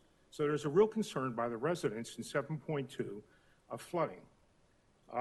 The other thing I want to bring forward is by Newland's own admission at the January 9th meeting, they purposely withheld information at the, from the from their agents at the development center so that whenever people came in to buy homes, they would not know what Newland had planned in the future. So that's pretty much what I have to say. Thank you very much, Mayor. Thank you. Next. Vicki Kios.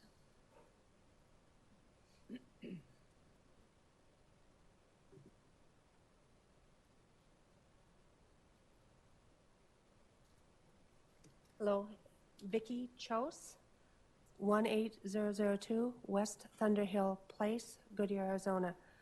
I'd like to thank you all for at least considering our concerns.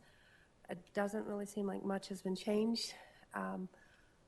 My biggest concern is 9.27 A, B, and C has been taken off for consideration, and that concerns me a lot because that seems like it's being swept under the rug to be brought out at another time, and basically I'm concerned we'll be ambushed, kind of like we were with this one. I want to know if these proposals for the setbacks, the height restrictions on the view fences, and the concerns on the wash, because my yard does flood already, and there's nobody built behind us. I'm sorry, I think I'm going to say this wrong. I think it's 9.6.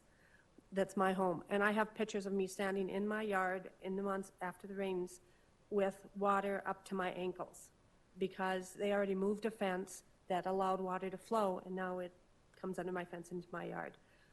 I want to reiterate, I did not move to Verrado. I did not move to any other place. We chose Goodyear. We chose Estrella because of all the promises we were made and not kept.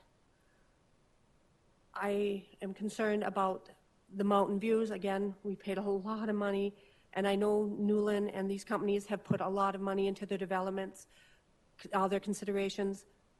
I've put a lot of money into these development and my considerations. I know we have to grow. I know the city has to move on.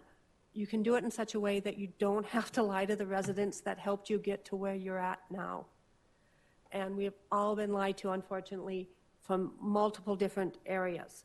It's not the city council's fault. It's not the planning commissioner's fault. And we did do due diligence. We talked with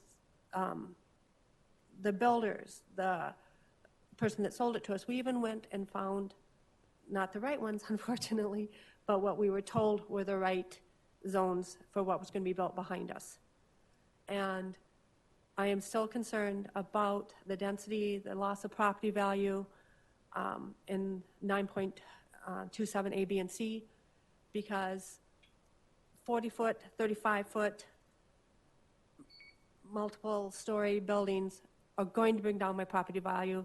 It's going to affect my retirement. It's going to affect a lot of things in my life. And I'm sorry I'm getting a little emotional because this is where we chose. We moved 1,700 miles or 1,900 miles here after we looked at multiple other places because it was a feeling we could walk down the street, see kids play, and feel safe. And thank you again for your time. Thank you. Next. Francis Galley.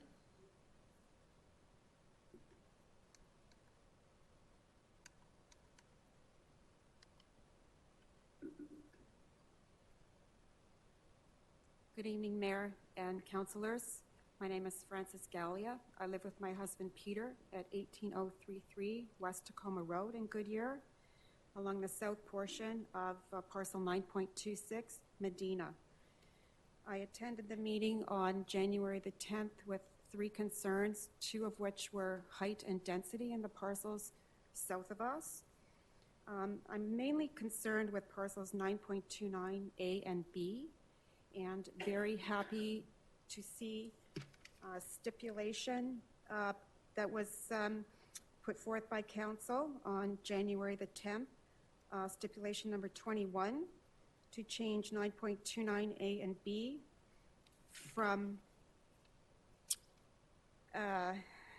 SFD/A, which includes duplexes and townhomes that are sometimes more than 2 stories tall. I figured that with those that particular parcel as proposed would add 80% more density compared to our neighborhood, 9.26. Just doesn't go with the theme of Estrella. So I'd be very pleased if you do pass that stipulation number 21. Also stipulation number 22, in reference to lots adjacent to view fencing, be single story. That would be directly south of us, being 9.28, which I also encourage to be passed in order to keep our neighborhood with the serene, relaxed atmosphere that it has now. More cars, more homes crammed in, more traffic, more pollution, more noise, etc., will greatly hurt the atmosphere of our community and would be a detriment to the existing visual theme of Estrella. Those were my main concerns. The third concern was the separation between a view fence and a rear wall. Now, the area behind south of 9.26 may not be actually deemed a wash, but there is evidence of water running through there. There's also wildlife that occupy it. And in order to make the issue more palatable for everyone with southern view fences in our parcel, we respectfully think that the minimum standard separation of 40 feet is not enough, that we need and request that an open space along the south wall of parcel 9.26 of at least 100 feet be included. Again, I encourage you all to please approve the 3 stipulations that were brought up on January the 10th, but I would like to stress the separation which was minimally spoken of during that meeting. Thank you very much for your time. Thank you. Next, Richard Card.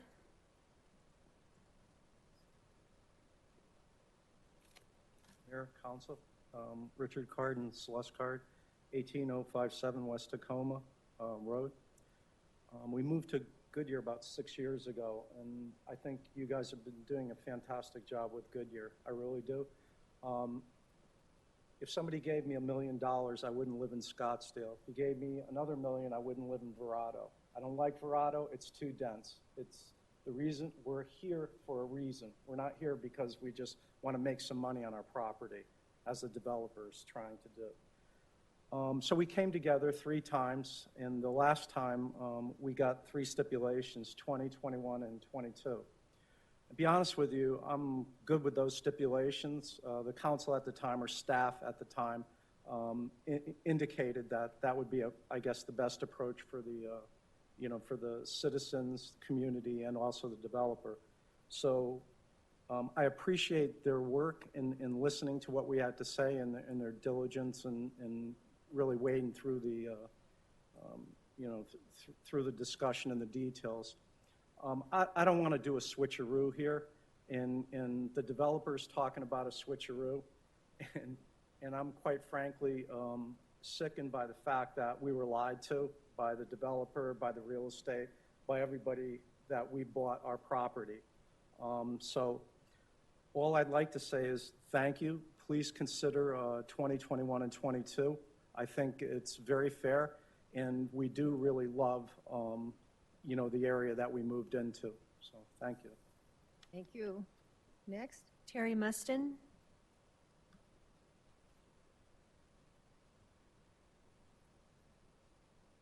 Hi, my name's Terry Mustin. Terry, maybe you'll have to bend the microphone just a little bit shorter than that. Thank you. Terry Mustin, 15337 South 180th Avenue in Goodyear. I hadn't planned to say anything, but I did want to say 2 things. When the developer was showing you their new plan with showing you how they had changed those light blue areas to now being single family, those were changed on those amendments because the Planning and Zoning Commission listened to what we had to say. Those were our requests. They were not what Newland or the developer wanted to do. And I feel like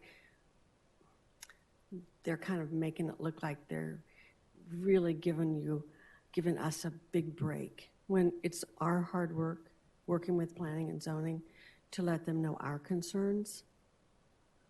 And we were concerned about the 3 parcels that were taken out of the original discussion, which I know will have to come back to planning and zoning at a different time. But the picture that you have, that's my yard. And we would prefer not to have a lot of big story houses behind me. Thanks. Appreciate the time. Thank you. Next. Jeff Robb?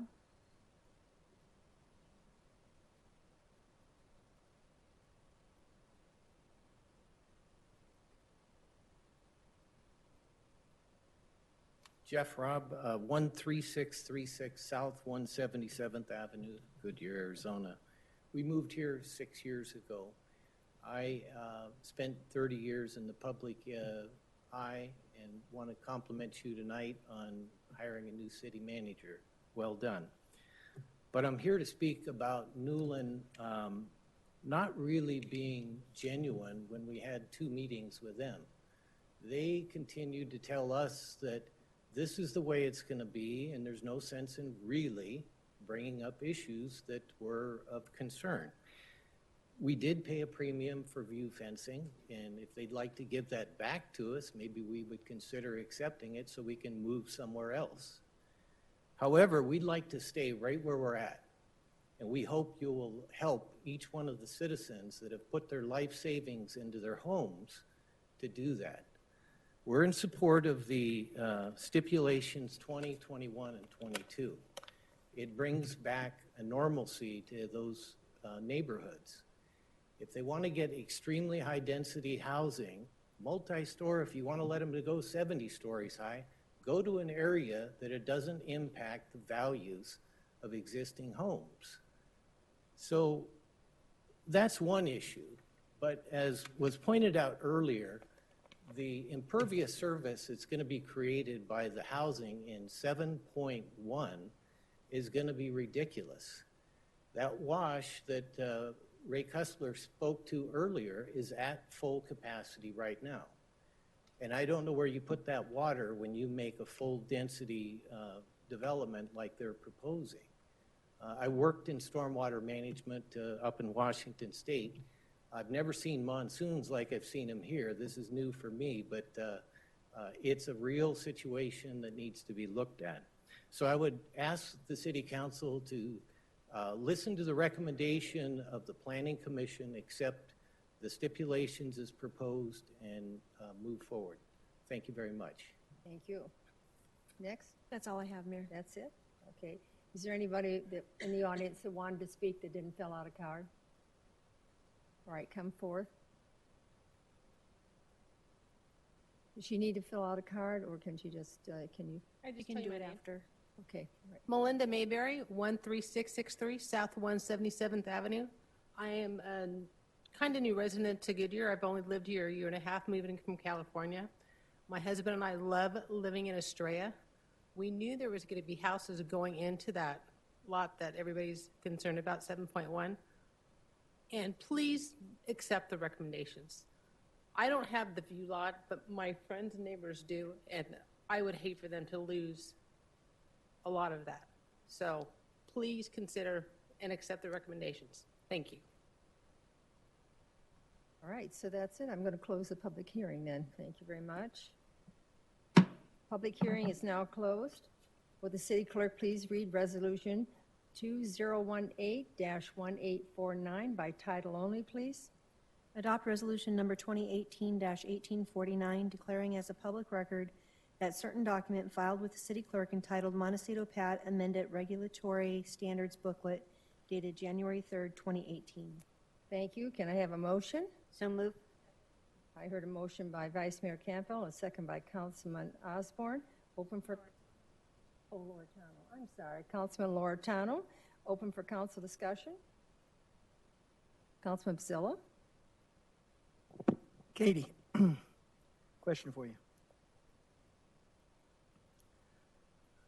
On the map that's up there right now, which is the parcel that was pulled? Thank you, Mayor Lord, Councilmember Pizzillo.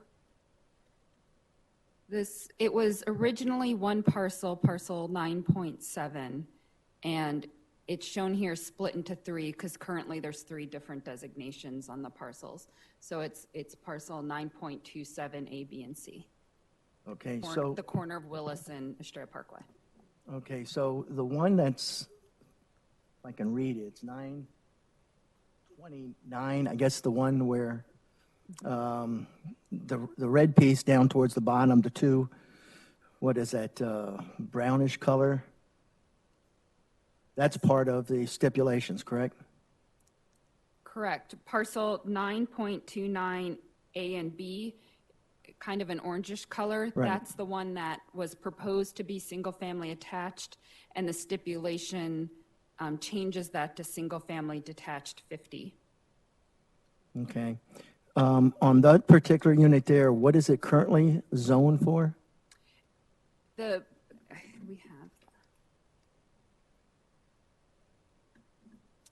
You can see this is the area right here. Right.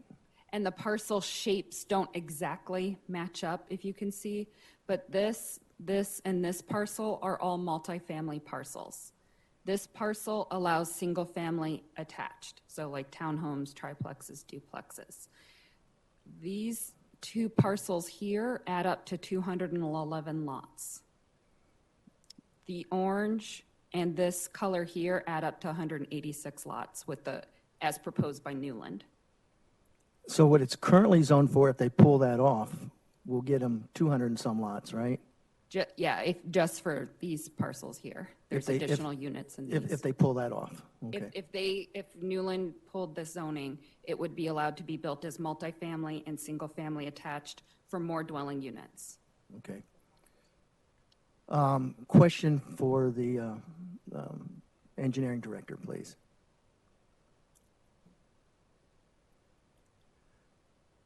Thanks, Rebecca. On 7-1, I hear a lot of concerns about the wash. What are our requirements for any development going in there on that wash as far as what the requirements of the developer are to meet? Because I'm hearing they're worried about flooding, where that water is going to go from those additional houses, et cetera. Can you explain? And can I just interrupt? How many people have reported this to us as a city? Thank you, Mayor and council members. I have not heard of any complaints other than the meeting we had the one time where someone stepped forward and said they had flooding in their backyard. We reached out and I couldn't identify where this came from. I would imagine, just to give you some background, they would probably first go to Newland. Newland would then reach out to us if there was any true issues, and we would work through a modification to the plans to figure out what was it designed for, what are the differences today, why is there additional flows in this area, and we would modify that and work with them, and they would somehow change the construction. Back to your question, Councilmember Pizzillo, we would review the information internally. They would submit a drainage report that had an hydraulic analysis associated with it. We would review that. Once we were satisfied with it, it would go to FEMA for their review. So it takes one step further than us before it ever gets approved. Does let me follow up? Then it's my understanding that any drainage that would go through is supposed to go through several steps to ensure that flooding is not occurring. That is correct.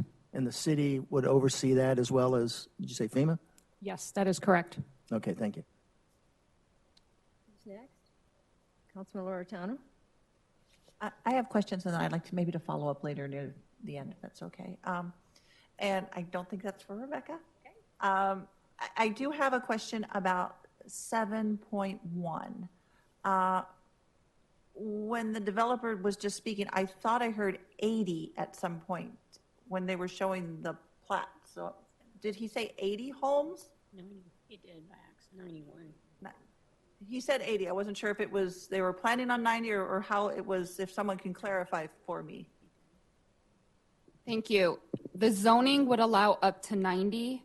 I believe a proposed development plan was shown to you that had 80 lots, but it's important to note that the zoning would allow up to 90. Okay. But I think the developer may have been making the point, it's allowed 90, that doesn't mean 90 would be built, but it would be a maximum of 90.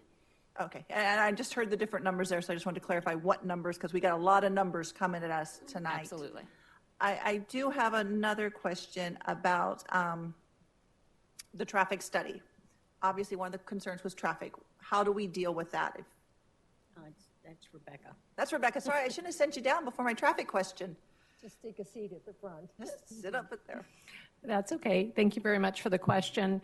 And again, all of the reports have been approved, and so we have reviewed the traffic impact analysis. We agree with the information presented in that report. And again, I would state that the overall number of dwelling units in the entire Montecito area is going down. And so from our perspective, we look at that. It was approved previously with the 2008, and it's been approved again. And with regard to that area, did we recently, I thought we talked about, I'm not sure if it's something we talked about, Presidio, some crossing assistance over by Presidio, because that was a concern? That is correct. By the Presidio, we have been asked to examine if a crosswalk was needed in that vicinity. We have taken some information, and we will be coming forward through the supplemental process to ask for funding for a crosswalk. So if traffic becomes a problem, they can let us know about that as well. Correct. And then my other question, I think this would be Katie, a question. Sorry to keep you jumping up. With regard to the, for those people in the public who don't know, I live up in Estrella. I have a view fence. I paid $20,000 for it, okay? I'm on a wash, and there are two-story houses on the other side and one-story houses in some places. And to be really blunt with y'all, when someone plants a tree after 15 years living there, that's taller than a two-story house. So, and you can't cut that down. So I just want you to know that I kind of know where you're coming from, and it's really hard to see that pristine desert. I've lived out here since '73. It's hard to see it chewed up. My question for you is going to be, with regard to the request for the stipulation about the two-story house and the one-story houses, do we have that anywhere else in Estrella, or have we done that anywhere else in the city as a blanket area yet? Thank you, Mayor. Councilmember Loretano. I'm not aware of anywhere we've done that. We have had two-story restrictions on corner lots, or council might remember sometimes we put a restriction that if there's 3 two-story homes in a row, then there needs to be a one-story home to break up the street view. But I haven't looked up every single plot in the city and done the research, but I'm not aware of a general practice to limit the house size adjacent to open space. And then my last question is, I heard somewhere during the presentation about 3-story houses on 7.1. Thank you. Not on 7.1, on the parcel 9.29 A and B, that orange color by the commercial, those parcels, as proposed by Newland, would be allowed to have 3 stories, 40 feet in height. Wait, no, Alex is saying no. I'm getting it wrong. Alex, just come give us the We just right have so many story on numbers this going one. here.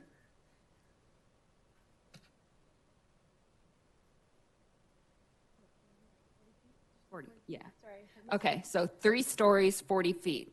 The multifamily that's there today allows 3 stories, 45 feet. So again, they're proposing the same number of stories, but a reduction in the overall height. So, so just these 2 portions under the proposed zoning would allow 3 stories, but it would be limited to 2 stories with the stipulation that Planning and Zoning Commission added. And then for the 7.1, that is, height on that one is from what to what? It currently allows 35 feet, and it's being proposed 30 feet, 2 stories.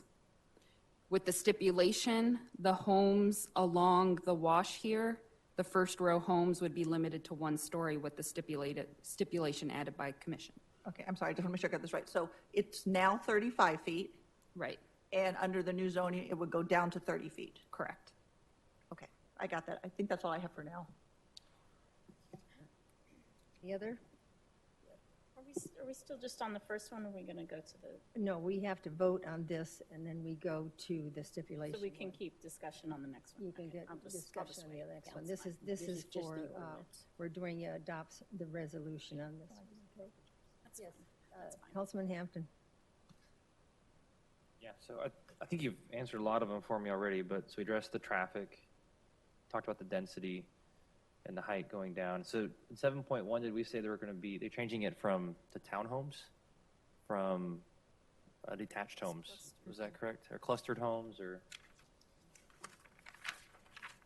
Thank you. It's Just wanna currently clarify. designated as 71 cluster lots. Cluster lots. They're proposing 90 court homes. Okay, so same thing, more density.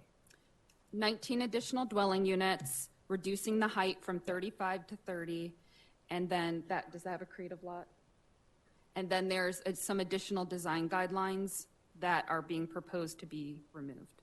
Okay. These creative lot, you might have heard in the presentation, we talked about this creative lot designation.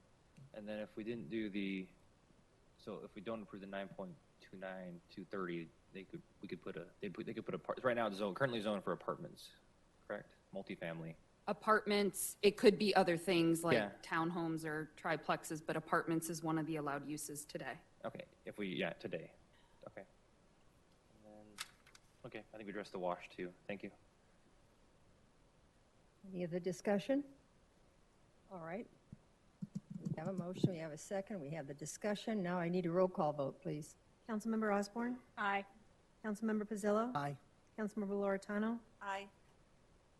Councilmember Stipp? Councilmember Hampton? Aye. Vice Mayor Campbell? Aye. Mayor Lord? Aye. The motion carries 6-0. All right. Will the city clerk please read ordinance number 2018-1380 by title only, please? Adopt ordinance number 2018-1380, conditionally rezoning approximately 1,371 acres of Estrella Mountain Ranch as the Montecito Planned Area Development PAD, generally located northwest of Willis Road between Estrella Parkway and Rainbow Valley Road, adopting supplementary zoning map number 17-07A to provide for the change in zoning, providing for non-abridgment, corrections, and severability, and providing for an effective date. Thank you. Could I have a motion, please? So moved. I heard a motion from Councilman Loretano. A second, please. Councilman Pizzillo? Did you you made the motion first? He made the second in Osborne. That I had it right, Councilman Loretano. Councilman Osborne, you made the motion. Yes. You made the second, Councilman Pizzillo. All right, we got that together. I know. So now it's open for council discussion. Wow. All right. Councilman, which one, Loretano or Osborne? Oh, Councilman Osborne. Thank you. So, first of all, I'd like to say thank you to all the residents that came out here tonight. I know this is so hard and difficult. I've actually been in this city since '96, and for the last 17 years, I've had to deal with planning and zoning, because for 6 years I was on planning and zoning in the height of our growth, and then I've been on this council almost 11 years. So I understand a lot of these changes are difficult to deal with. But I'm also an Arizona native, and I grew up at, excuse me, at the base of Lookout Mountain at 7th Street and Greenway. And I'll never forget, because being there was really a lot like Estrella. And the deserts I would roam around on, I'd climb the hills and the mountains. And right across the street from us, Bob Hope owned all the land. And I'll never forget the day that dirt started moving and cul-de-sacs started going in and custom home lots started being built on Bob Hope's hill. And I was pissed. I said, Bob Hope sold us out. I was really, really upset. And I grew up with that. I mean, that's Arizona, and that's what happens out here. Something that I can say about Estrella that I think we all recognize, and the reason that you all move there is it's a beautiful, beautiful community. Everything that they look at isn't agreed by everybody, but it's certainly a development that you all realized was master planned and for a point and a purpose. They're not a developer that's in there to quickly build homes and move out and make a buck. We've had some of those. I've seen them. I've had to deal with them. I do not consider Newland one of those kind of developers. They're in for the long haul, and I appreciate that. That doesn't mean that what we're talking about tonight is any easier to deal with. But I am giving them the benefit of the doubt that they are looking at the best interest of Estrella. And as a Newland is looking at Estrella in totality. Councilman Osborne, I will remove you from the council meeting if I hear any more response from the audience. I've tried to treat everybody fairly, but this is not procedure for you to make comments, to yell, to clap. You need to sit there and just listen. You had your time. Now the council has their time. So go ahead and proceed. Thank you. Anyway, I know it's not easy. Many of these things that I'm looking at, I appreciate the questions that have come up about the floodplain and some concerns over that. I appreciate engineering giving us answers, and I expect, assurances that this isn't going to be a problem. And especially if we have FEMA involved in laying that out. I really do insist upon that. The traffic study was done, so I appreciate that. When I first heard of the stipulation of single-story homes that were adjacent to or across from the view fencing, I personally didn't have a problem with that. I could see that as something that was, a consideration for all of the changes going through. However, it goes back to the way policies are and procedures. And are we really setting ourselves up for a problem in the future? There's actual state laws. What was it? Rorick Prop 207? 207, isn't it? That stating some of these things can be a true state legal problem for us.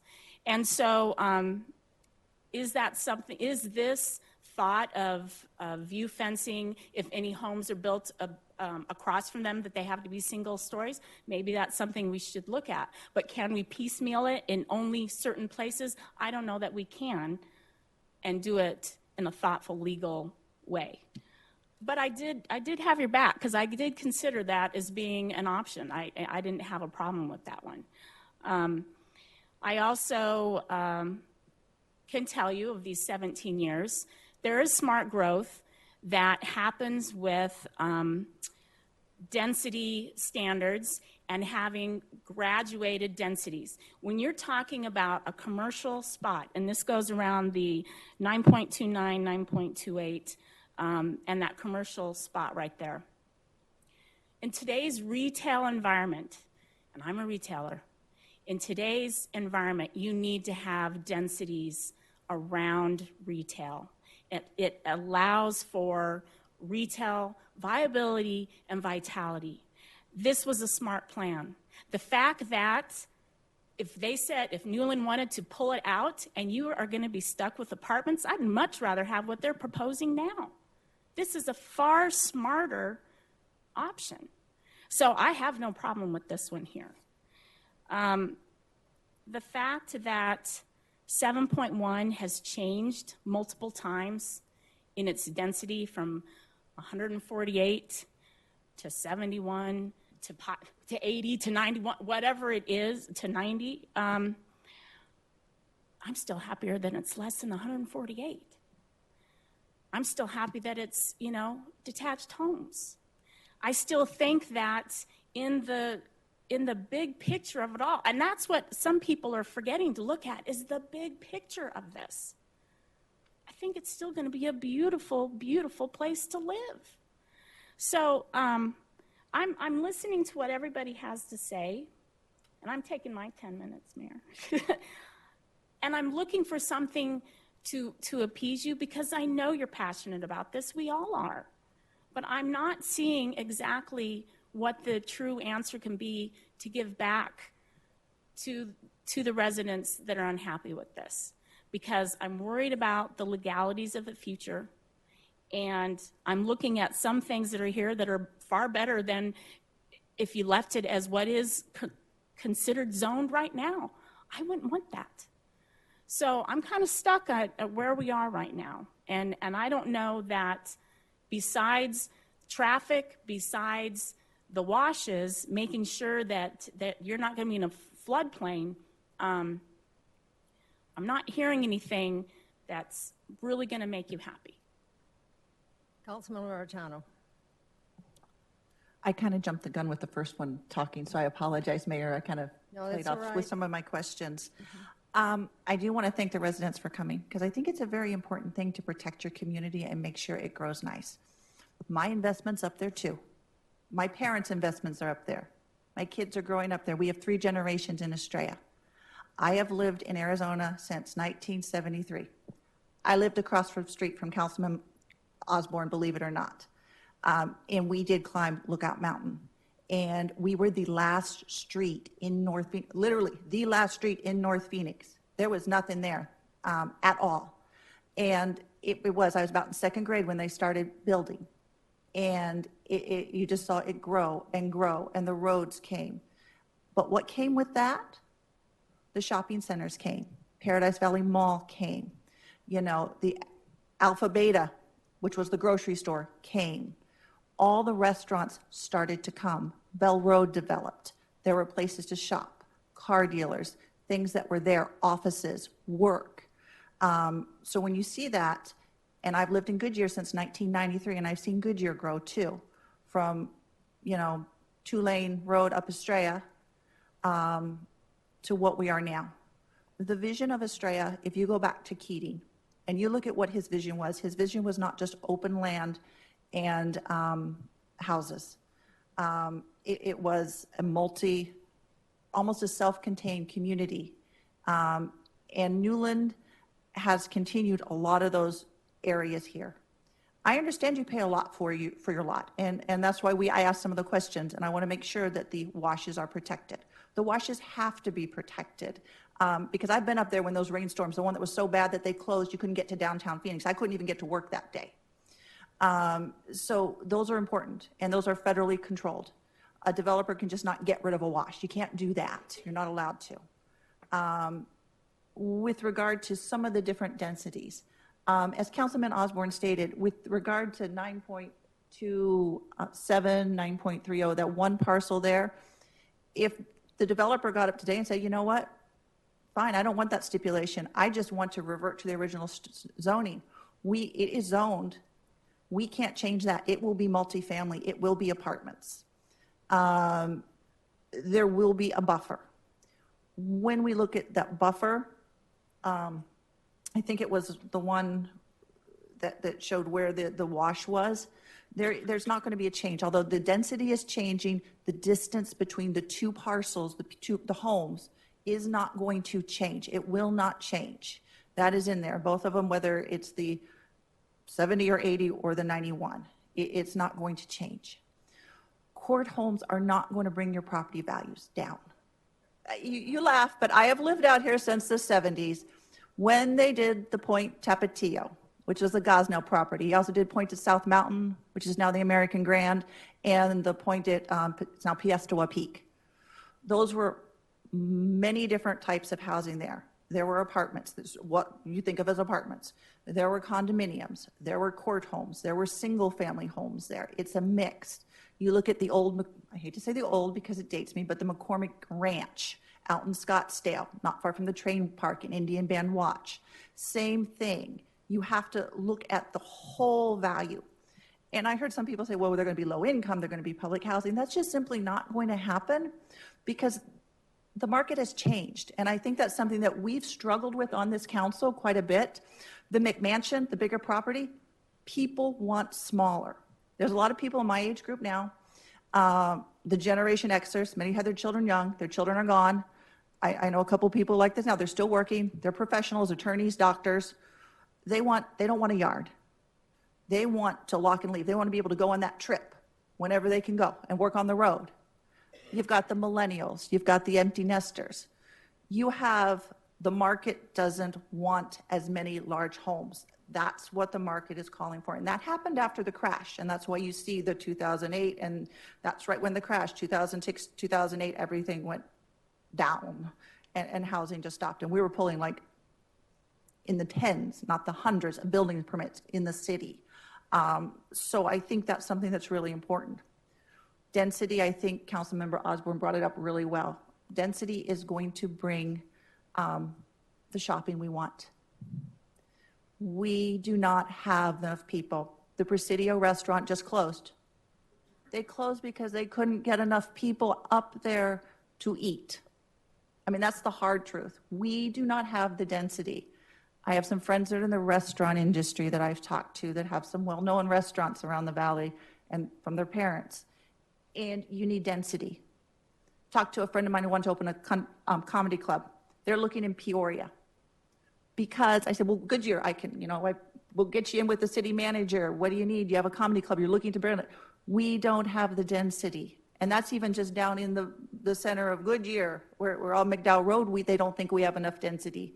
So we've got to get people. You get people, you get services. That's kind of a chase the tail. I walk that property. I drive by it quite a bit, maybe 2 or 3 times, going to the Presidio, going back and forth, kids at high school. I drive by that parcel a lot, all of them. But sometimes when you drive by something, you don't see it. And so we walked, this weekend, we're out walking the property with our maps, looking at every single house. And then staff took us out again to point exactly out in case I missed anything. So I've been out that property several times for several hours, looking at all these different parcels. And to see, even checking out on our GPS to see the land, how high it is, the altitude, how high it is, because you got a slope there, which is going to make a difference too when you look at the sloping, when you look at how the houses are going to be layered and down. If you look at even that wall when you're going down, I think it was down Estrella to where it ends, you can notice there's a slope because the wall is tiered down. So I've been out there looking. And I appreciate, and I've taken into consideration. Now, if a realtor told you something different, that's shameful. Because a realtor should know that when you buy your property, you buy this bundle of rights. You don't buy the air above you. A lot of people think it's my property I own to the heavens and to the depths of the earth. You don't. You don't own your mineral rights. We talked about water. Many of you were here earlier. You don't own your water rights, and you don't own your air. The view fencing and the viewing, like I said, I have it. And someday they're going to develop Kings Ranch. I know they're going to develop it, and it is what it is. But you owe, the view fencing is mostly for directly out, not for the distance. And if someone said, hey, this is a view, then I think that might be honestly a claim with the Board of Realtors, because that's just wrong if you had a realtor that said that, because they know better. They know that's not the law. They know that. And that does upset me. And that's something I've brought up before, that I really think that we need to get information out, working either with our business community or our realtor community and our citizens on planning and zoning, and give them that information, because I think there is a disconnect here. And I really do think there's a lot of, the fact that there's a lot going on here, that I think there was a lot of disconnect. And that's unfortunate, that I don't want people to feel that they weren't heard. And I think we're going to hear a lot from other people. So I will just listen as well to see what everyone else says. All right, since everybody's spoken, I guess the mayor gets to say something here. Yeah, it is unfortunate when you sit down and decide on a house and you write the contract, and in your mind you have a certain status or a certain direction you want the neighborhood to look like. I was in the business, and you can't buy a view. It isn't for sale. By them saying view fence, that gave you the feeling that from now on, when you built that home and went out that backyard, that view was going to stay the same. And I think that I'm sorry about that, but it just isn't. What your power is the plat they give you at the table. That's it. That's your security there. Your lot lines. If in the case when there's bare land behind you, and when you move into a community that is beginning development, like this still is, in the middle of their development, there's so much land left, that land's not going to be void. Those developers purchased that land to develop. So I don't know the conversation that you had with your sales rep and I regret if they gave you information that wasn't true. Because I can tell you, when I was in the business, if there was anything that was a dirt next to a home, I said, doesn't matter what the zoning is.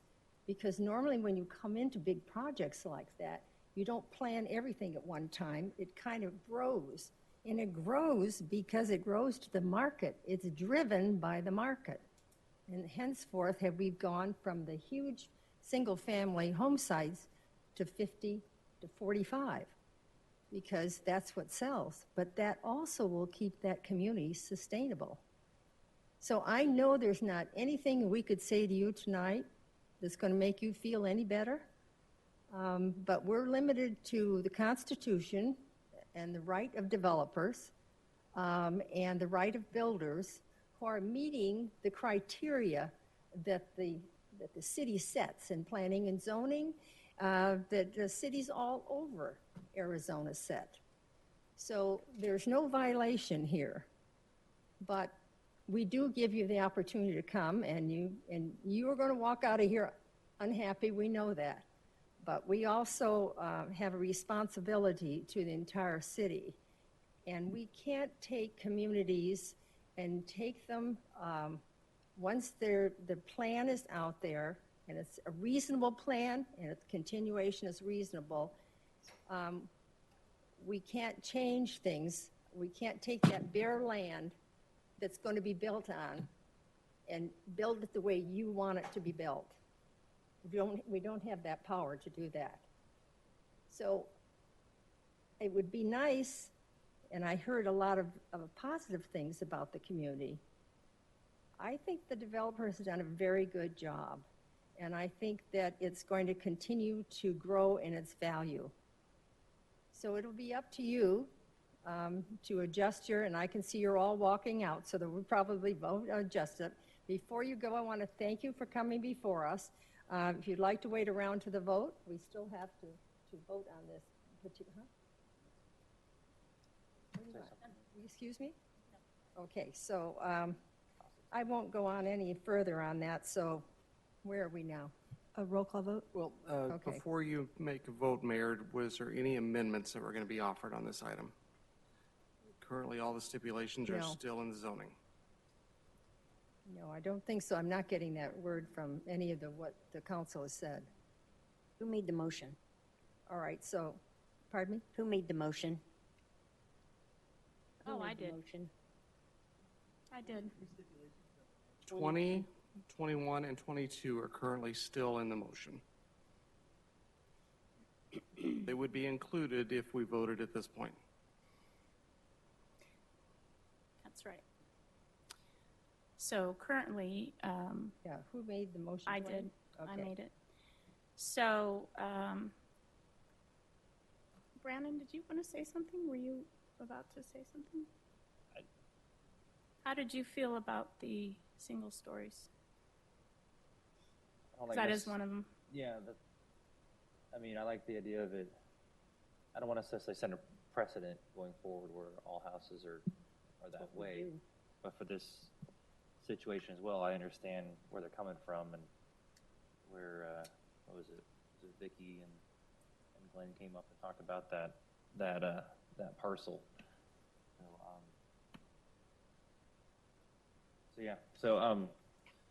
I heard them, and I definitely want them to maintain the view as possible. I know that Newland's going to be working on the zoning there. I know we've had some past where, like, some schools were able to do like a line of houses that were single lines or single story, and then the rest were graduated up. But I know that's not what we're doing here. So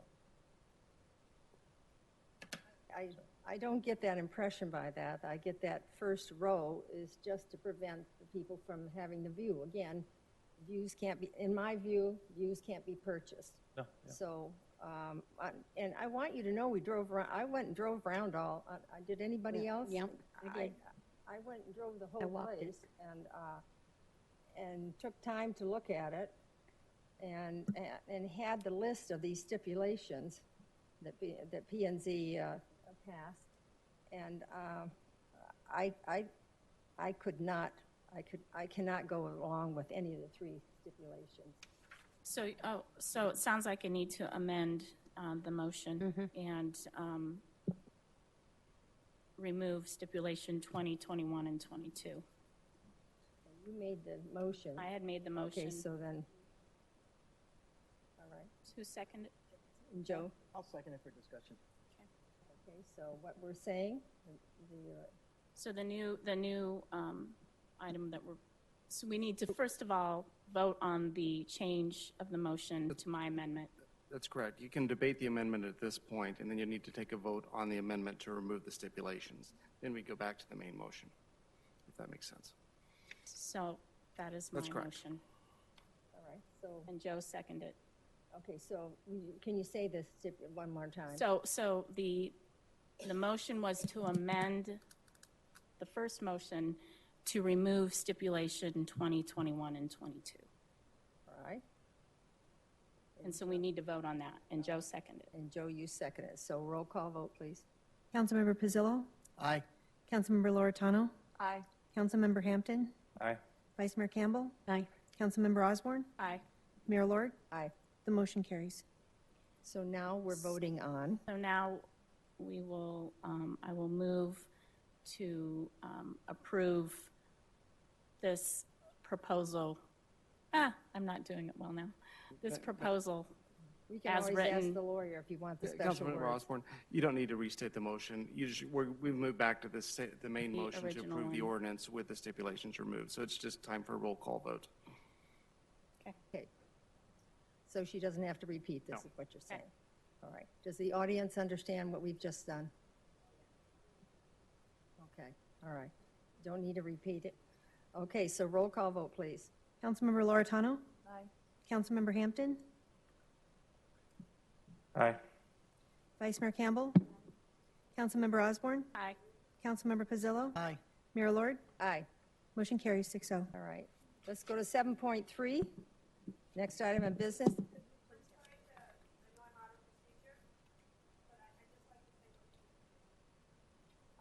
No, you're out of order, I'm sorry, and you can certainly call the office, you could email us. Okay, it's just not allowed in the procedure, all right? Pardon, what? Oh, I was going to take a break after this next one because it's a public hearing. Can we do that? Okay? All right, so the next item is a public hearing to consider amending the paragraphs A and B of the section 3-4-1 of Light Industrial Park and paragraph A and B of section 3-4-2 of 1-2 General Industrial Park zoning ordinance. Open the public hearing. Katie Wilkin, planning manager, will present. Thank you, Mayor and Council.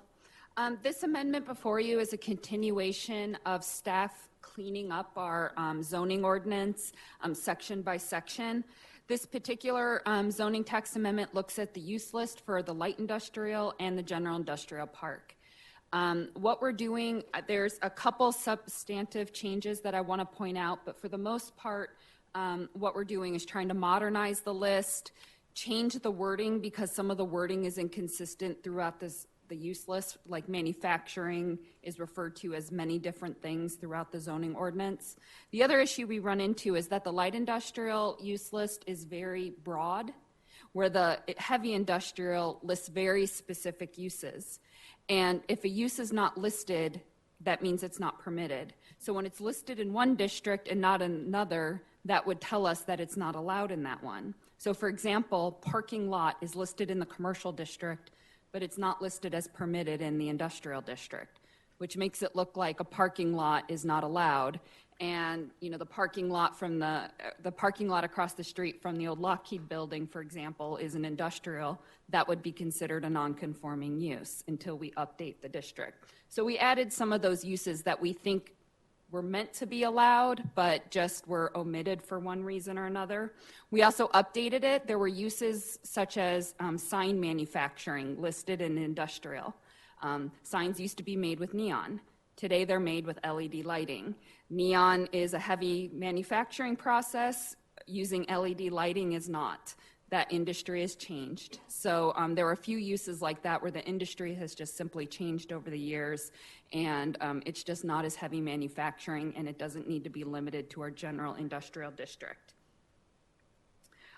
One change we did make, we did add as an accessory use retail sales as long as they're accessory and limited to 25% of the building. And we actually have a user that's doing this, such as the Southwest Specialty Foods little business. It may have been allowed under the uses of land customarily subordinate, but again, that's always up to staff interpretation. So what this does is make it clear for users looking in Goodyear, because we have been asked, hey, could I have a little outlet store as part of the distribution facility? So we're just making it clear that that's permitted. And that really gives the overview of the changes, so I'd be happy to answer any questions you may have. Great, thank you. Are there any speaker cards? No, Mayor. All right. Would anybody in the audience want to speak? All right, then I'm going to close the public hearing. Will the city clerk please read resolutions 2018-1848 by title only, please? Adopt resolution number 2018-1848, declaring as a public record that certain document filed with the city clerk entitled Section 341, paragraphs A and B, and Section 342, paragraphs A and B, dated January 10th, 2018. Thank you. Could I have a motion, please? So move. Second. I heard a motion by Vice Mayor Campbell and a second by Councilman Pizzillo. Open for council discussion. I'll just say I think that's a great clarification of that, you know, and I know that must have been deterred some businesses from thinking about coming into our city, so I appreciate it. Okay, roll call vote, please. Councilmember Hampton? Aye. Vice Mayor Campbell? Aye. Councilmember Osborne? Aye. Councilmember Pizzillo? Aye. Councilmember Loretano? Aye. Mayor Lord? Aye. Motion carries 6-0. Okay, so now adopt ordinance. You gonna read that ordinance, the second part? Yeah. Adopt ordinance number 2018-1377, amending Article 3 zoning districts of the zoning ordinance as amended by amending paragraphs A and B of Section 341 I-1 Light Industrial Park and paragraphs A and B of Section 342 I-2 General Industrial Park, providing for correction, severability, and effective date and penalties. Thank you. Could I have a motion, please? So move. I heard a motion by Vice Mayor Campbell and a second by Councilman Osborne. Open for council discussion. No discussion. Roll call vote, please. Vice Mayor Campbell? Aye. Councilmember Osborne? Aye. Councilmember Pizzillo? Aye. Councilmember Loretano? Aye. Councilmember Hampton? Aye. Mayor Lord? Aye. Motion carries 6-0. All right, we're going to take a break for, let's say, 10 minutes. All right?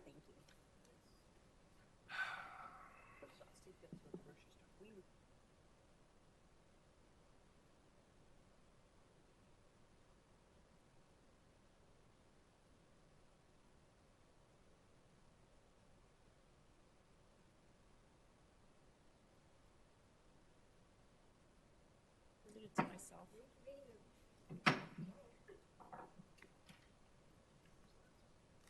Going to reconvene the meeting. We're at 7.4. Is to consider approving the preliminary plat. It's too late. Preliminary plat for Bella Rosa at Canyon Trails, subdividing 17.5 acres into 100 court home lots and 11 tracks located at the northeast corner of Van Buren and 158th Avenue within the Canyon Trails planned area development, subject to stipulation. Steve Karachi to present. Steve? Thank you, Mayor, council members. Mayor, I do have also item 7.5 next, which is also Bella Rosa. Oh, If okay. it pleases the council, I can do one presentation and then you vote separately. How's that? Everybody fine with that? Yes, go ahead, Steve. We do have the preliminary plat and the final plat for Bella Rosa. That's this property right here, north side of Van Buren, 158th here. It's about 17 and a half acres. To the north and wrapping around the west, we have existing development within Canyon Trails. To the southwest, this is Wildflower. To the south, future residential development within Hudson Commons. On the east side of Bella Rosa, we do have commercial. This is the Canyon Trails, the Safeway here. This is the Ace Hardware right here.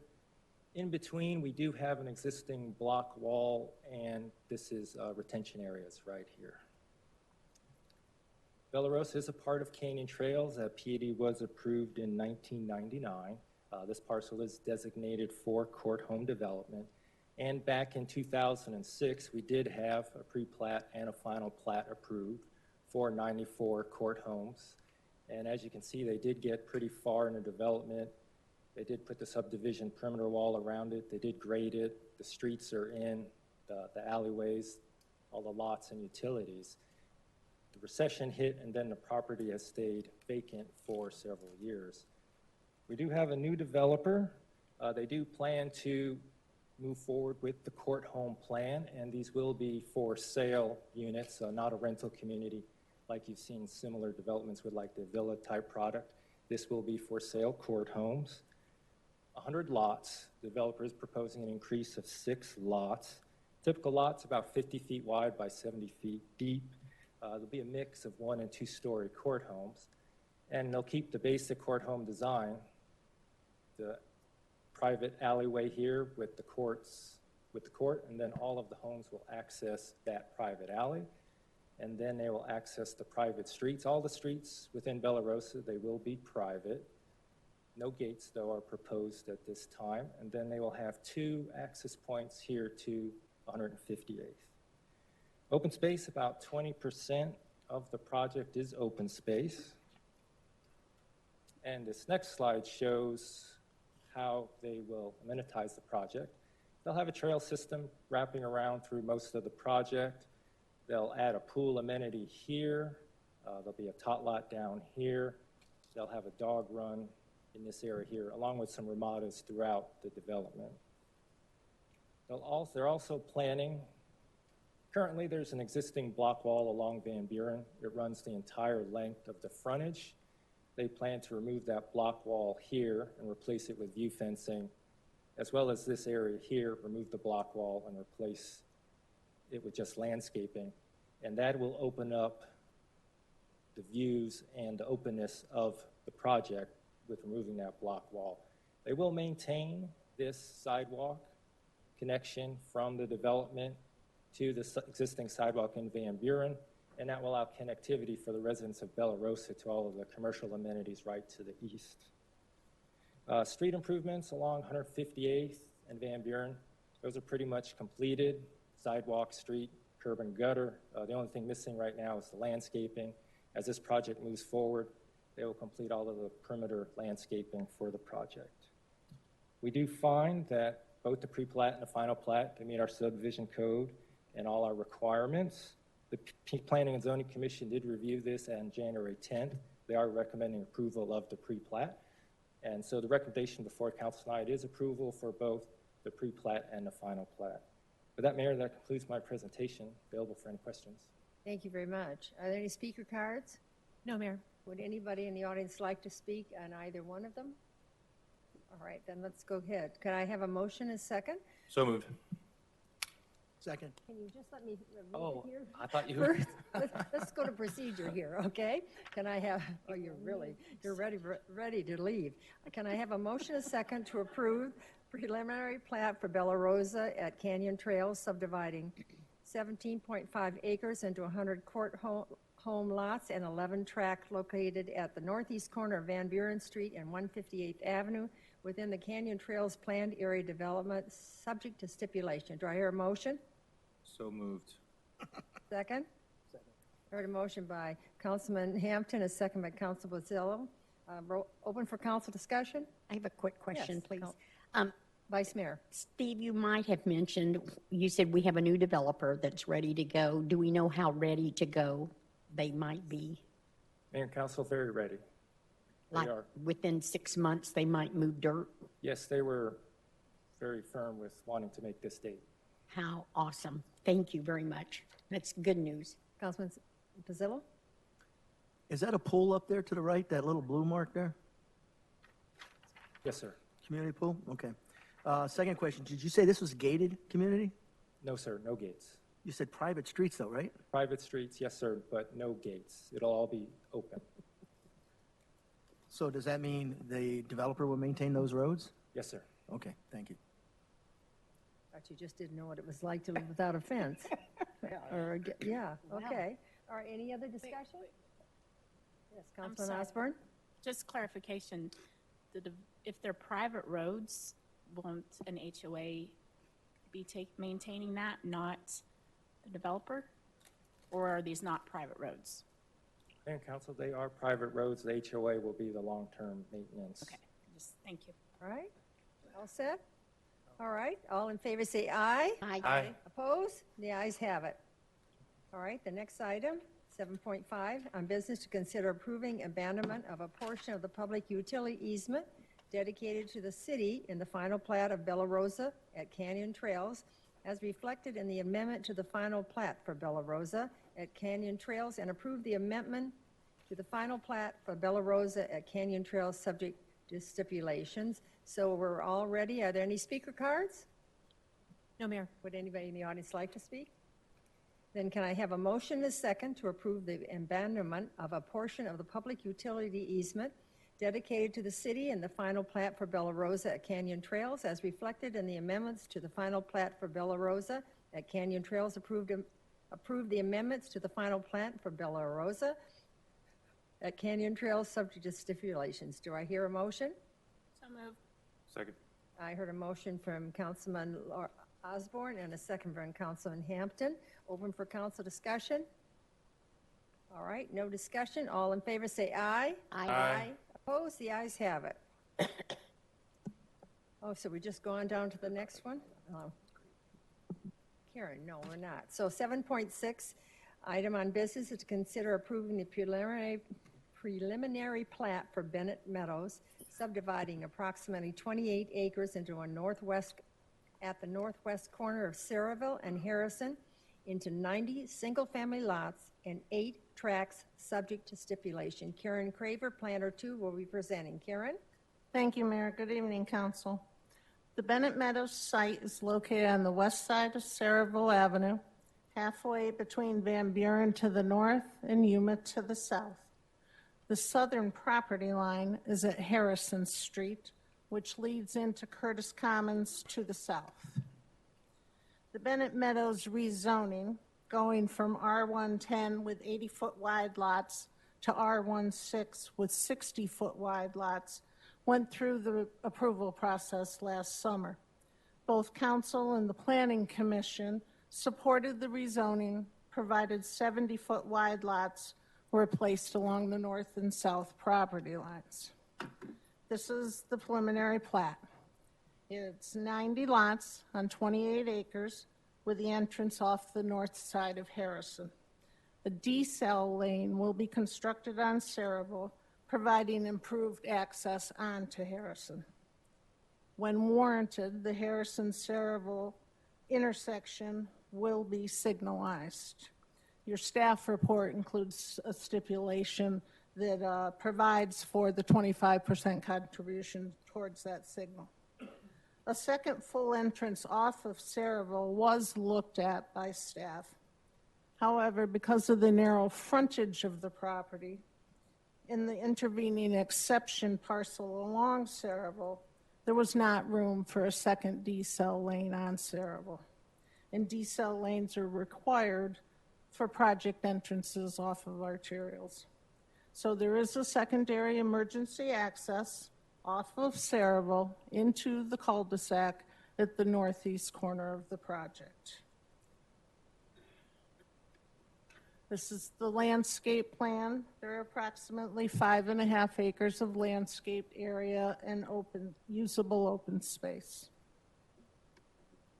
This colored version of the landscape plan shows that, as well as the 70-foot wide lots along the north property line and the south property line, and the 60-foot wide lots internal. The preliminary plat is compatible with the surrounding area. It's consistent with the general plan, the zoning and subdivision regulations, the Bennett Meadows rezoning, and therefore staff and the Planning Commission are recommending approval subject to the stipulations in your staff report. I'd be happy to answer any questions you may have. Thank you, Karen.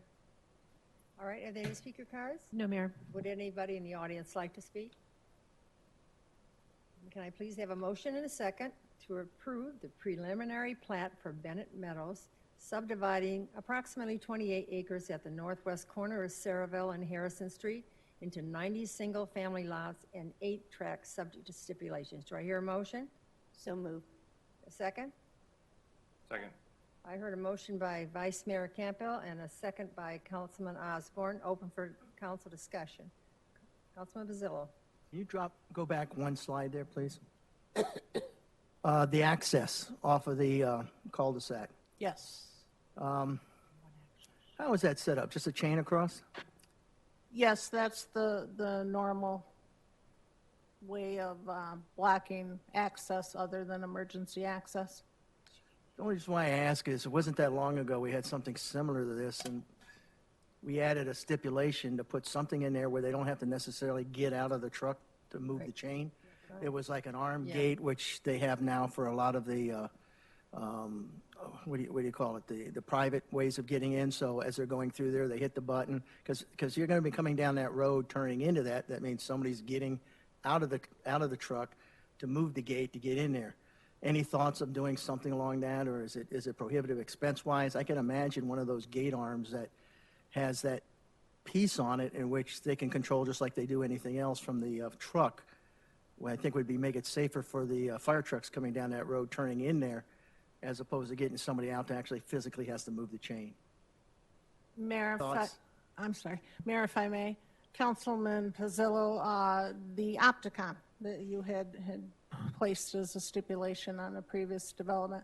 We looked into that. That for the device itself is approximately $3,000. You had asked about the cost of that. We also had a discussion with the fire chief about it, and it would be very rare that entrance would be utilized. Typically, the emergency vehicles are going to come in the main entrance of the subdivision.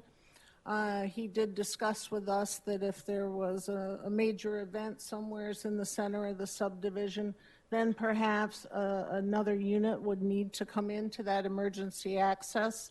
And that the normal operation would be that somebody who was already there on site, an emergency provider, would go up to that area and open that gate to let them in.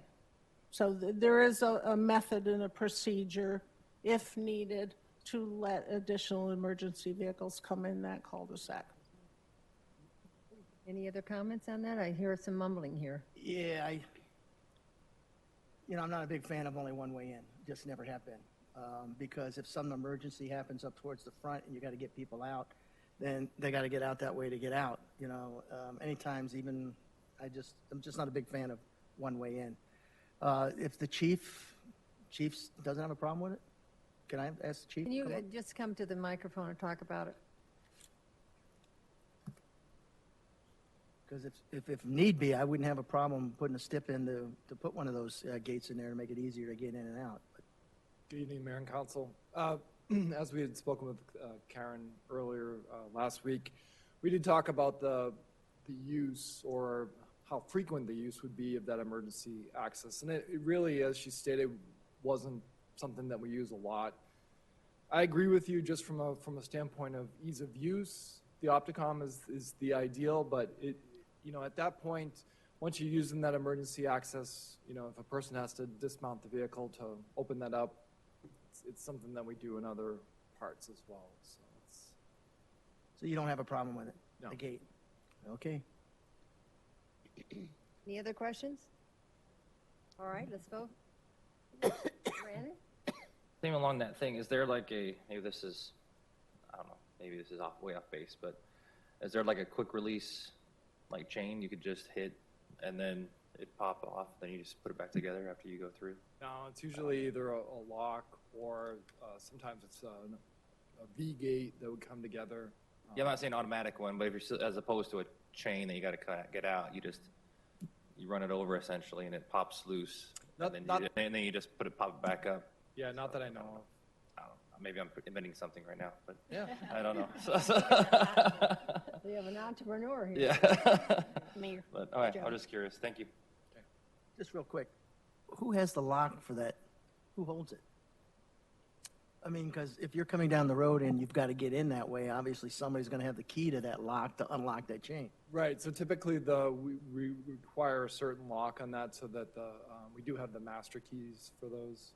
Oh, you do? Sometimes there's also a lockbox that's located on the gate as well that holds the key for that.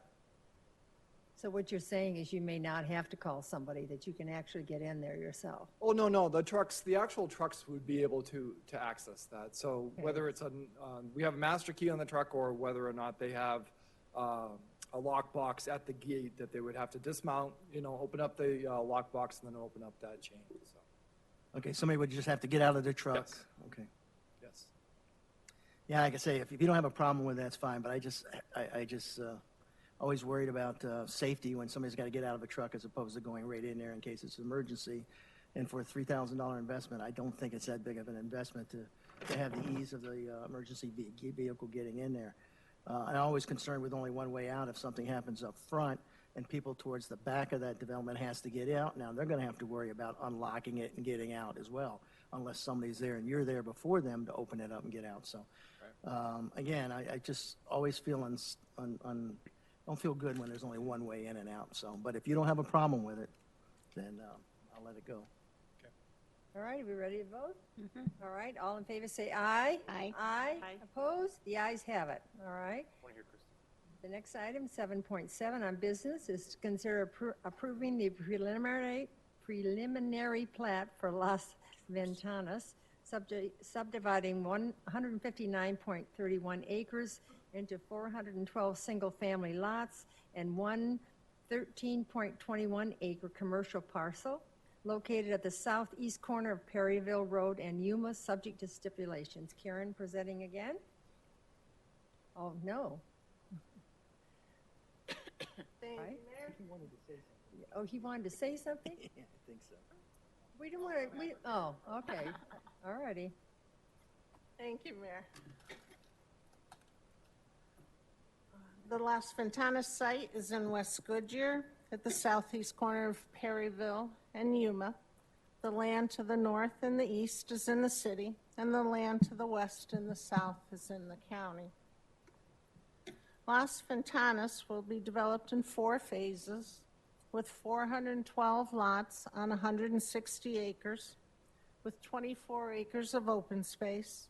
There will be access from all 4 sides, Yuma, Perryville, Durango, and 183rd. And there will be traffic signals at Perryville and Yuma, Yuma and 183rd, and Perryville and Durango. Rather than looking through page after page of the preliminary plat, I like looking at this. I think it's a lot easier. I hope you agree. This shows the 4 phases of the single-family lots and the varying lot sizes within the development. It shows large areas of centralized open space.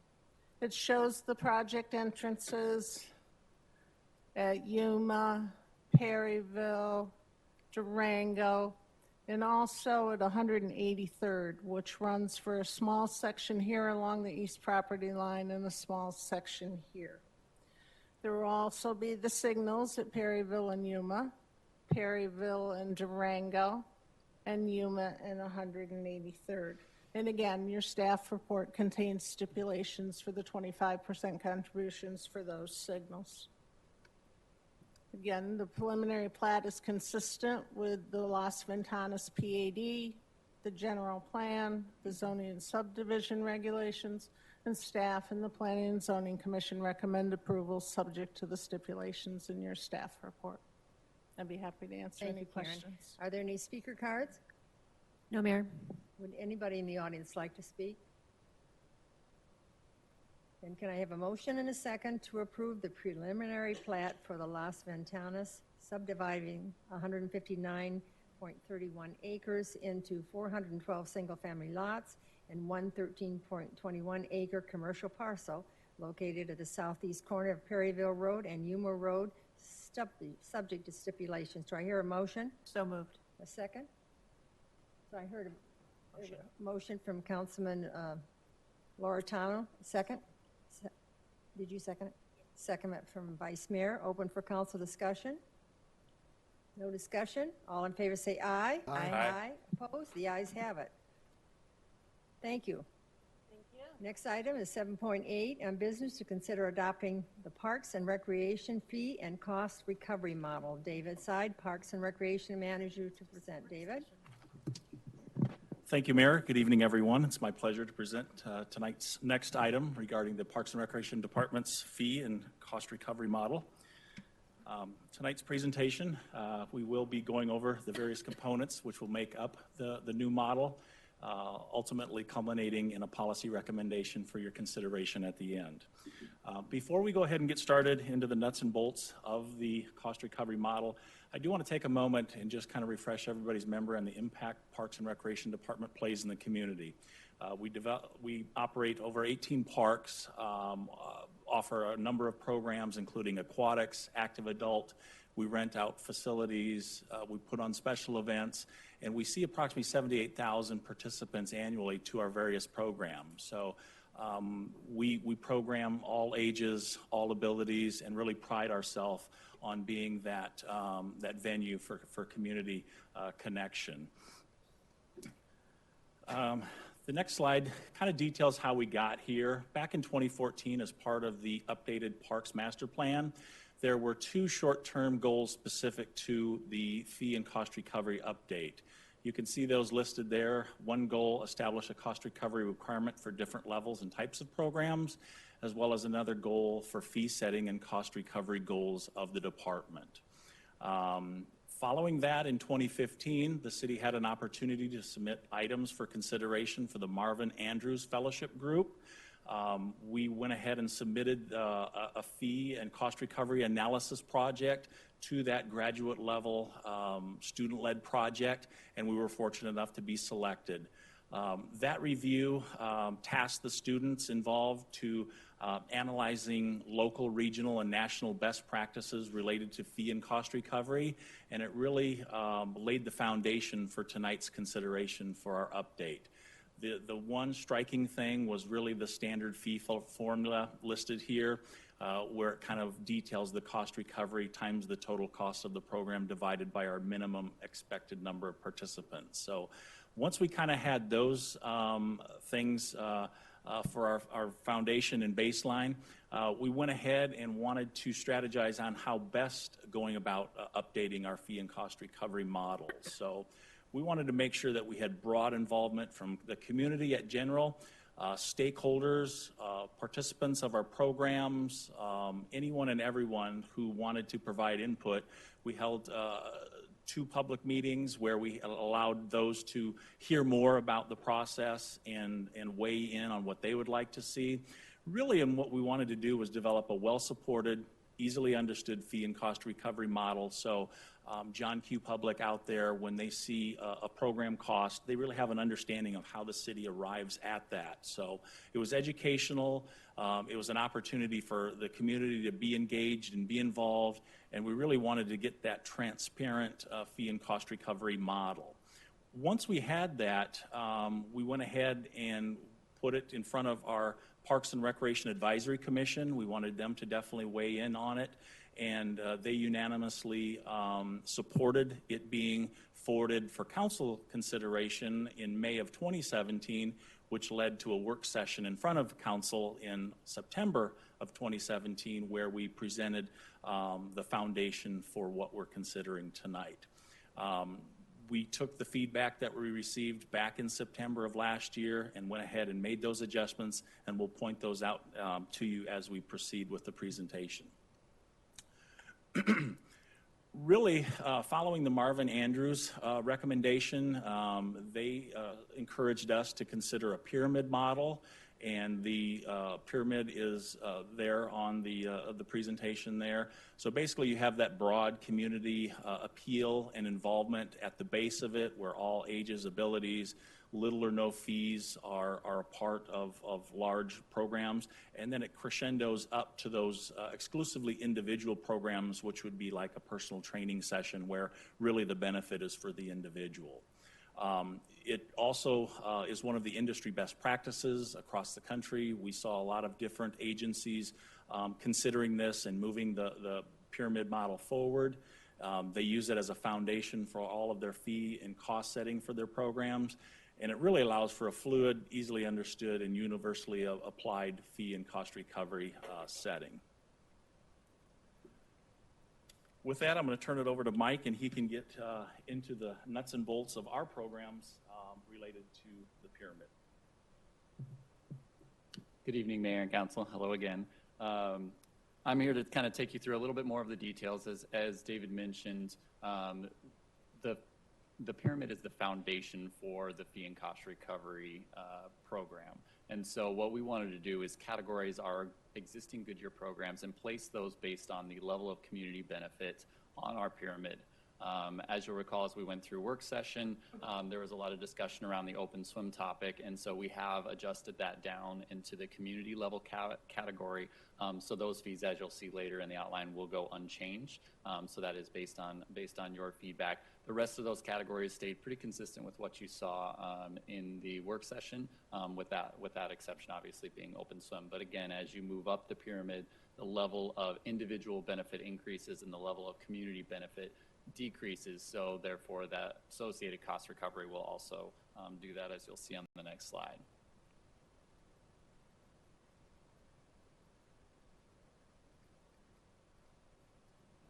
All right, and then as you can see, once we assigned those programs to the pyramid, we also assigned a level of cost recovery to each category. What this accomplished was it allowed for minimums and maximums for each level of the pyramid for cost recovery. So that way the public, the community, and also our department could rely on affordable and predictable fee setting for our department. And so that really accomplished that goal all the way through. And as I mentioned, as you go up the level of pyramid, as you go up in individual benefit, the level of cost recovery also increases for that. And so that's kind of the final version of the pyramid model, which is the basis for the universal fee formula, which David's going to talk about next, but that's where those numbers come from. Those figures for the percentages are based on the Marvin Andrews recommendation. They're also based on industry best practice and Valley benchmark cities. Pass it back to David. Okay, next you'll see that we have the universal pricing formula. So that really allows us to consistently apply what our definition of those program costs are. So that's in addition to the pyramid. I think that's a very important portion of our model, just so we're comparing apples to apples, whether it be a youth volleyball program or adult team sports. We have a consistent approach to how we capture those costs based on the anticipated number of participants. This may be a little bit of an eye test, but we're happy to report when we took the cost recovery changes and applied them to our existing programs and our fees, out of 50 of our programs, only 5 would require an adjustment. And actually one of them had a suggestion of a price reduction. So I really want to focus on the top 5 there that are above the black line there. So you can see our dive team, swim team, both of those have a modest increase going from $60 to $70. And really that mirrors our team sports, because although one's aquatics, one might be a field-based sport, they're very comparable in how the program is operated and their associated expenses.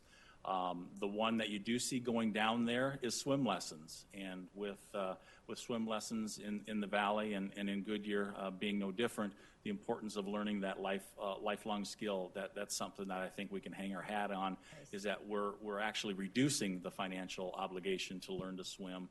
And I think our residents will really appreciate that support if we do have the model approved. The other one, summer recreation, has a little bit of a modest increase. Again, we are very price conscious, price sensitive to any of the costs that we pass on to participants. But you'll see that does detail a modest increase of about $15. The reason why we have varies on our active adult trips is depending upon whether it's a day trip to the museum or a day trip up to Flagstaff. Those fees can really vary, but the cost recovery and the recommended cost recovery goal is fairly consistent. So we initially are targeting that mid-range, and we see that most of the other programs below that dotted line, you'll see no change because they already fit within that cost recovery. Lastly, I do want to take a moment to talk about discounts and surcharges. So with any fee philosophy, fee policy, there are some incentives that we would like to be able to deliver to the community. Some of those range from early bird discount to online registration, multi-child discount, returning participant, and so forth. The one I really want to focus on is multi-child discount. So in the previous slide you saw for our summer recreation program that can be a little expensive at $230. What we want to do is if we have a family with several children, we want to have the ability to go ahead and maybe that first child is at full cost, the second child would be at 75%, and maybe the third non would be at 50%. Just kind of show that gesture that we're committed to families and that financial obligation to provide quality programming to them. So in the model that we're going to be presenting, we would encourage consideration for that. Lastly, the surcharge examples, that would be a standard universal 20% for our non-residents. So, it's a standard best practice to obviously offer your residents the best pricing possible, and then there's a little bit of an additional fee to those that are non-residents. Non-residents are definitely welcome. They're important to our programs. Some of our sports leagues, we rely on having a quality program, and they bring numbers and participants that enhance the level and quality of our program. So they are an important part, but it's logical that they would contribute a little bit more to that program fee. Lastly, a late registration if necessary. We typically go the other way and encourage early bird and returning participant incentives, but if late registration was something that we saw was a pattern and was kind of delaying or negatively impacting a program, that would be something that we would have, we'd like to have the ability to administer.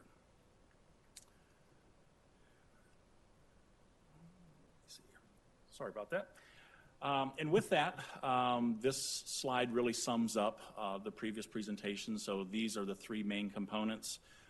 As you've seen, the pyramid model there with our Goodyear programs and the categories applied to it. The cost recovery percentage ranges to the right of it. The second part is our universal pricing formula. And lastly would be our discounts and surcharges to delegate authority to the Parks and Recreation Department Director to administer those adjustments. With that, I conclude my presentation and would be more than happy to entertain any questions that you may have. Thank you. Would the city clerk please read Resolution 2018-1375 by title only, please? Adopt ordinance number 2018-1375, amending Chapter 20, Cost Recovery and User Fees, Section 20-1-2B and 20-1-4 of the Goodyear City Code to modify the method used for the collection of fees for programs, services, and activities of the Parks and Recreation Department, providing for corrections, severability, and an effective date. Thank you. Could I have a motion a second? Second. I heard a motion from Vice Mayor Campbell and a second from Councilman Loretano. Open for council discussion. Vice Mayor. Well, David and Michael, thank you very much for bringing this forward, because this is really my very favorite of anything is the Park and Rec Department, because that is a direct communication and a direct benefit to all of our residents, regardless of where they live or their ages. So I am in agreement with your fee proposal. I love that you're going to offer multi-children discount. This is from a mother who had 2 and 3 at one time into child care that I had to pay full price for every child, and it was very hard. And now in this day and age, it's hard for parents to find good quality programs to put their children in, and it helps when you offer them a multi-discount. The late registration is perfect. I get it. I've done it myself. I've been late doing things, and I didn't mind paying as long as I knew I was going to get my kids accepted into the program. That was the key thing. For the resident rate, we love non-residents, but the residents should be given the break because it is our city program, and it's okay for the non-residents to pay a non-resident fee, because I don't know of any city that does not have a non-resident fee. I know that you use the word benchmark cities, and that always just stops my heart, because we can't compare ourselves with the other cities, really. With so many of them are larger, they have a bigger tax base, they have different amenities, they have more parks than we do, and we necessarily can't be in competition with them, but then we don't want to give away the store either. And I think you're being very, very fair to our residents, and I think our residents on a whole will appreciate it. And for the senior trips, I've gone on them for several years, and I understand that cost recovery. And truthfully, the seniors that go on that trip don't go on it because it's cheap. They go on it because it's a place to go, and you're taking us somewhere where we haven't been, and it's going to be a lot of fun. So we don't mind paying the upfront costs for that recovery. And I know you were doing 50%. Now I think you want to do 70%, and that makes absolute sense to me. So thank you very much. Thank you, Vice Mayor. Councilman Basillo. I'm just glad you implemented and took the consideration of the swimming pool for the kids, because I'd rather have them at the swimming pool than running around outside. So, and again, even the little bit that we charge seems that just raising it a little bit, but there may be some people that not go who can't afford, and they won't say it because, they're kind of proud or whatever the case. So I'm glad you kept those numbers the way they were. Thank you. Councilman Hanson. Yeah, thank you for all the hard work with the fee structure. And to Joe's point as well, I agree with the having swim lessons be a little more discounted.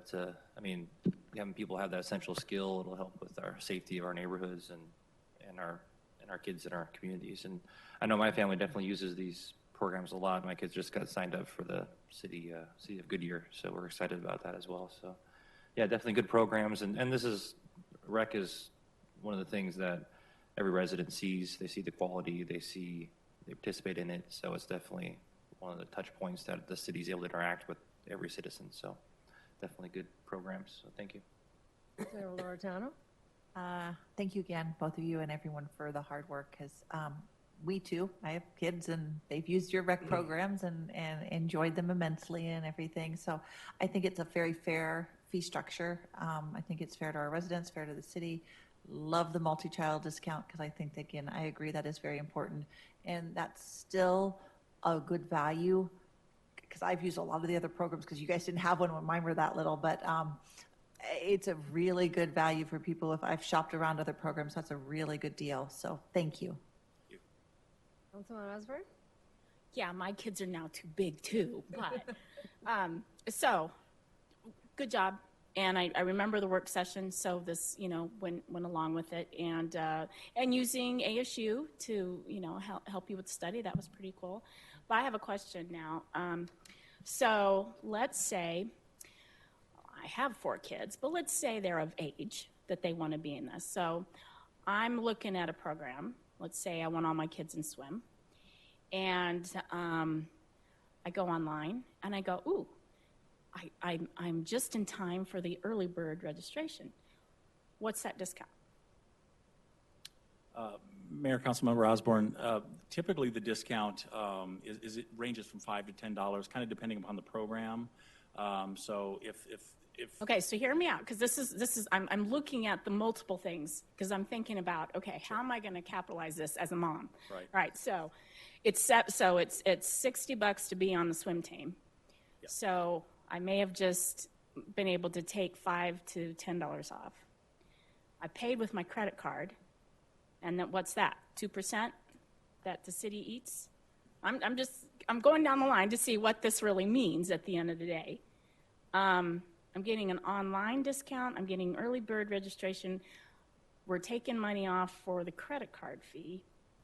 And I've got 4 kids. Boom, I just got multi-child. So I'm just looking at the whole picture. Is that what's happened? What just happened to my $60? Just as a scenario. So I'm not saying you did a bad thing. I'm just seeing, what does this mean to somebody?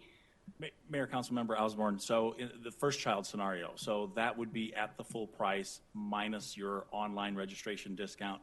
And if you had an early bird, you're eligible for early bird, you would get both of those, but other than that, you would be at full price because of the first child. Okay. So your second child comes into play.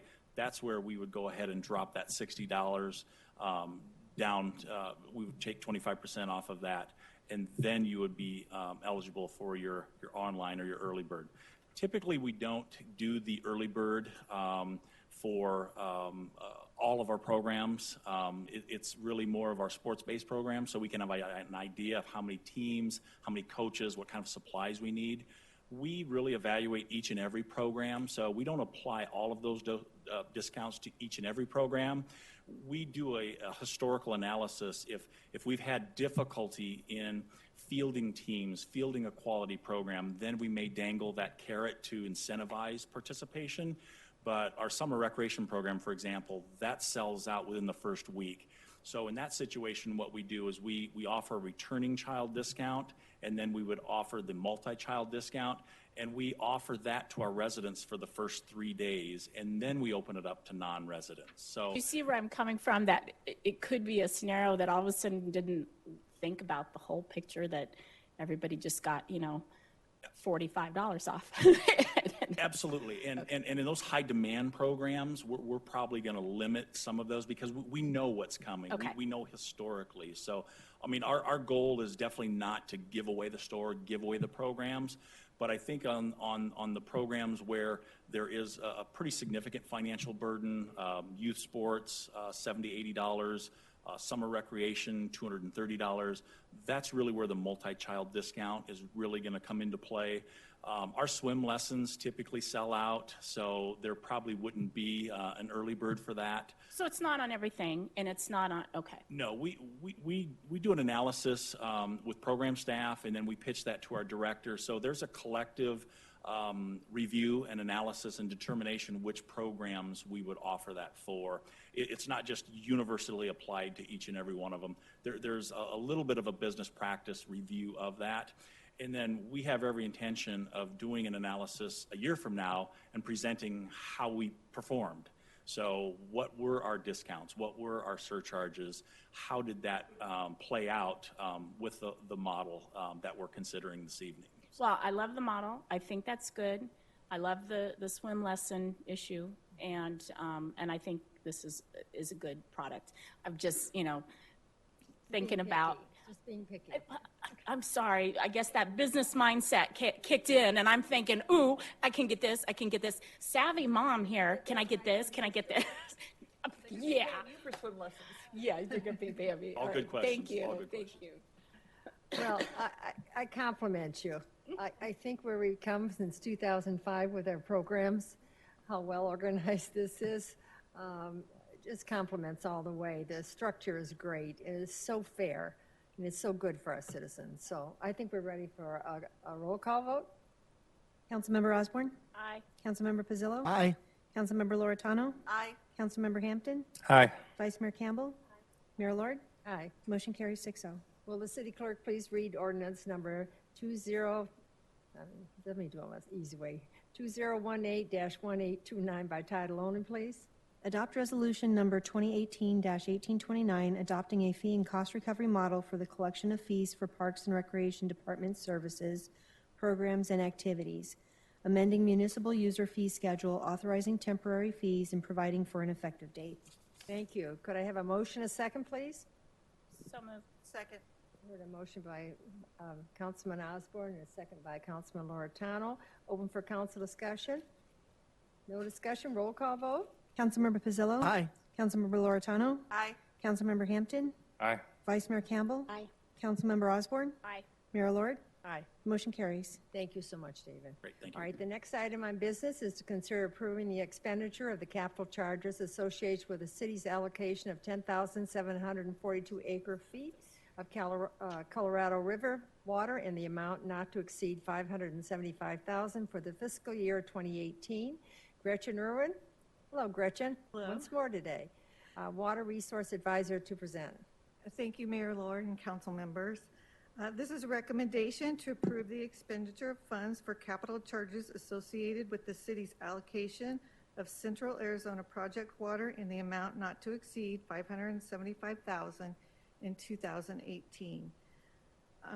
We anticipate the cost to be approximately or a little over $480,000 this year, but we want to be prepared in case there's a mid-year adjustment to the rates so that we don't exceed the 500,000 limit. If you'll notice in your packet, the rates have increased significantly over the past few years, and that's directly related to the Navajo generating station.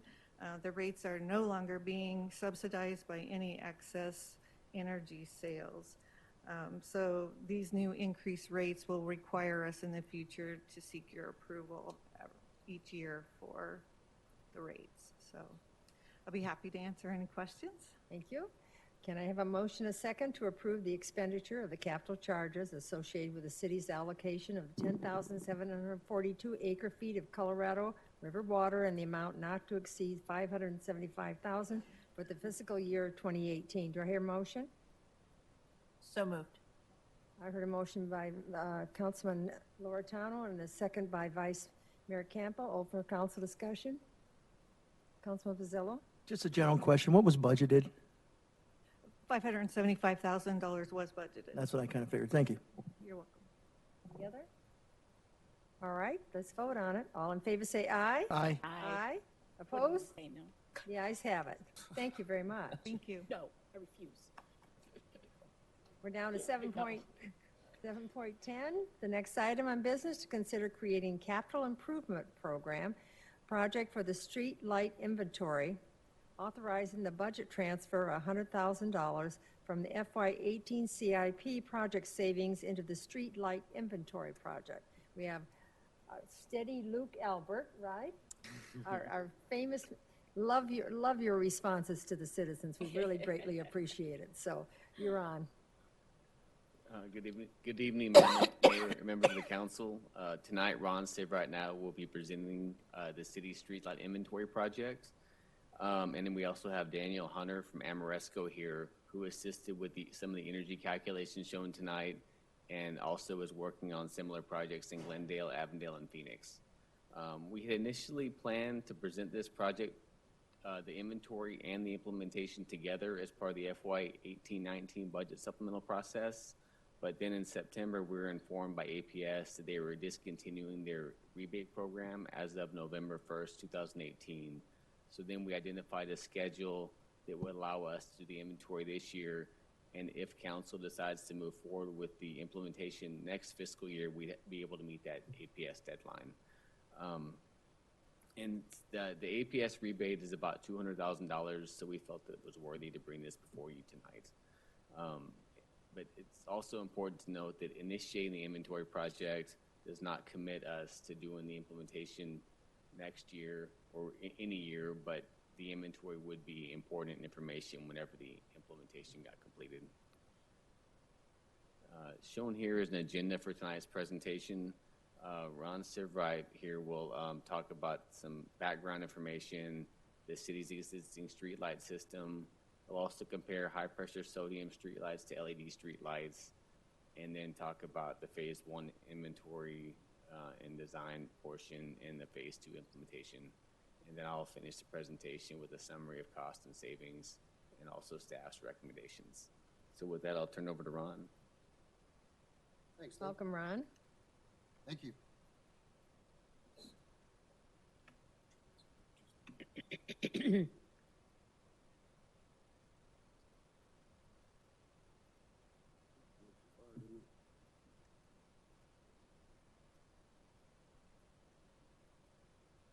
There we go.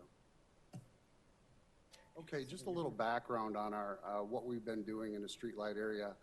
Back in 2009, we partnered with APS. We're starting to look at the new technology, and we work with them to start testing LED lighting. So actually, our first test is right out here on 145th Avenue.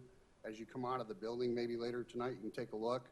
We have two LED lights that are directly together, and then you have HPS lights on both sides. So you can actually see the difference in the lighting and how much better it is. In 2010, we purchased the street lighting system from APS, And that was where we gained a lot of energy and maintenance savings. And a little later down the road, we worked out an agreement with APS to take over the maintenance from them full time. So we actually contracted with them and cut our maintenance fees in half.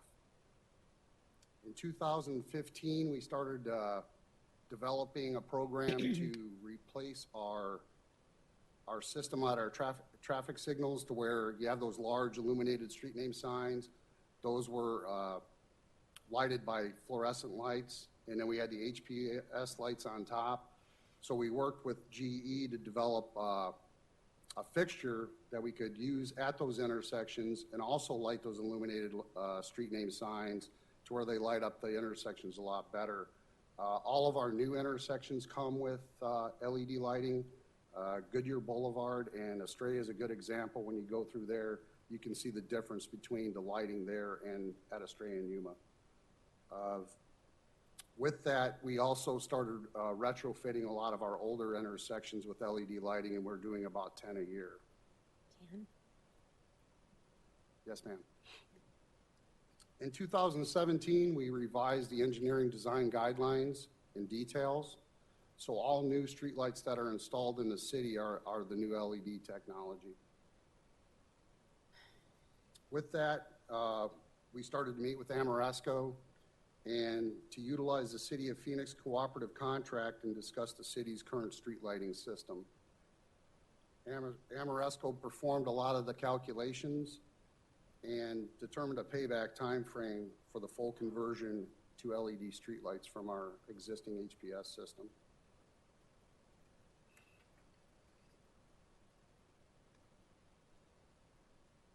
So currently we have about approximately 9,100 streetlights in the city, all high pressure sodium. With the HPS system, we got a good idea what we have out there in the field. We got a lot of data from APS. Some of the older data is not complete, doesn't give us the age of the system or the age of the fixtures. So with the audit that we're proposing tonight, we'd get some more accurate data to move forward. Also, we're estimating that approximately 200 of the poles that are within the system are at an age or condition to where they need to be replaced when we do the upgrade.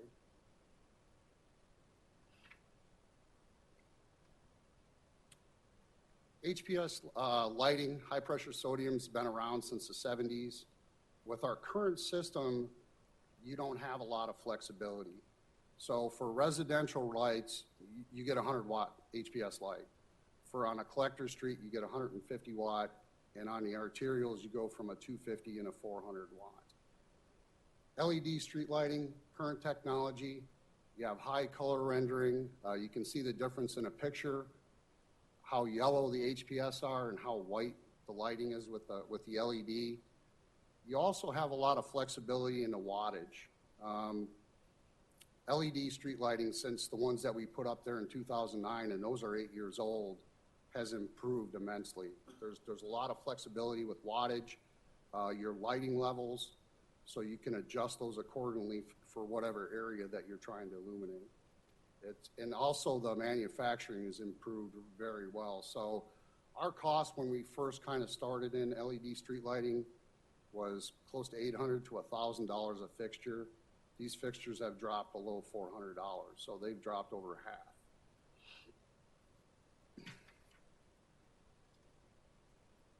So with the phase 1 audit and design, we're gonna identify and look at each light in the system. We're gonna choose the correct fixture to provide adequate lighting for whatever area we're looking at, and that'll be done through a pilot program. So we'll look at probably some neighborhoods, some collector roads, and some arterials, and we'll test different fixtures, and then we'll get feedback on those fixtures on what the public likes. Guaranteed energy savings and final project costs will be provided before proceeding to phase 2. So we'll come back to you and once we get all the data in and present that to you again. And then in order to take care of the advantage of the rebate, as Luke said, we must have, the audit must be done by July 1, 2018, and we must have the full LED streetlight conversion by November 1 of 2018.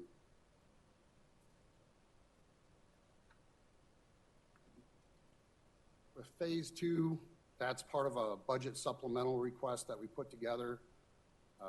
We'll do the audit ahead of time, so those numbers may change slightly. Conduct a final review with the consultant once the audit is complete, and then we'll present our findings and come back to you with our recommendations.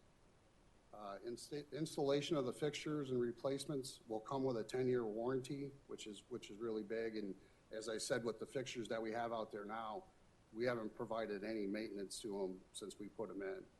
So that's a big plus with those fixtures.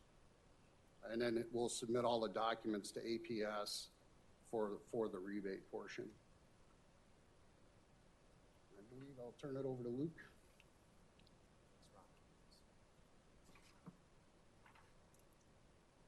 So shown on this slide are the cost and the savings associated with the project. The total cost to the conversion of all the fixtures to LED, as well as the 200 pole replacements, is just under $3 million. The annual energy savings is $250,000, and the annual maintenance savings is $108,000. So the total annual savings is about $358,000 per year, which results in a payback of 8.3 years. And so the fixtures will have a 10-year warranty on labor and materials. So the payback, we'll get the complete payback almost 2 years before the warranty is up, and then our energy savings and maintenance savings would obviously continue. And then, as Ron mentioned, the HPS, the high-pressure sodium lights, actually are a higher maintenance fixture than LEDs. So we expect the maintenance difference to continue on well past the warranty period, to continue savings there as well. So the recommendations for this project are to create a CIP project for the streetlight audit, and to authorize a budget transfer of $100,000 from the FY18 project savings for traffic signal projects that was discussed on November 6th. We shared it was just under $600,000 in savings as part of doing some different capital projects or traffic signals. So we were supposed to use $100,000 of that for this project here. And then with that, we'd be happy to answer any questions. Thank you. Are there any speaker cards? No, Mayor. Would anybody in the audience like to speak? All right. Can I have a motion and a second to approve? Mayor, that's my mistake. I did not complete the script on that particular Well, you see item. how I follow directions? It should read, a motion and second to approve, number 1, create a capital improvement program, CIP project for a streetlight inventory, and 2, authorize a budget transfer for $100,000 from fiscal year 18 CIP project savings into the streetlight inventory project. All right, and that clears 7.10, right? Okay. So now you heard that. Could I have a motion, please? Second. I heard a motion from Councilman Zillo and a second from Councilman Hampton. Open for council discussion. Councilman Osborne. Thank you. Thank you for bringing this to us and finding us, some savings. What's funny is that time flies, because you said 2010, and I swear this just was 2 or 3 years ago, that, we had the whole discussion of we're going to buy these lights and we're going to save this, and it's going to be so many years, and I thought that was just, a few years ago. So my first thought was, now this is going to take 8 years to recoup what this is going to cost, and so I was a little discouraged over that. But a couple of the questions that I have, and the funny thing that this all came about is that at Christmas, my husband was saying to me, look at everybody's houses now with the LED lights on them. Look how they're blinding, and how it was on the streets in some of the homes. And so my question was, when I sit there thinking about the things that we've done for Estrella, especially because we have the dark sky kind of things there, I don't know what these lights mean to a change in what that is to our dark skies. Just looking at your display here of the 2 lights next to each other, you can tell the bright white is pretty blinding. And so does that change anything that we have in our ordinances? Can we use less light poles now? Because do they actually glow better, that we don't need as many? And does this interfere, I would assume not, but does this interfere with the airport, with Luke, anything like that? You know, I'm assuming not, but I'm just gonna ask the questions. And just help me, I guess, understand how these are better in those ways. Ron's gonna talk to you. Thank you. Mayor, Councilman Osborne, that's one of the beauties of the LED lighting and the technology they've came up with now.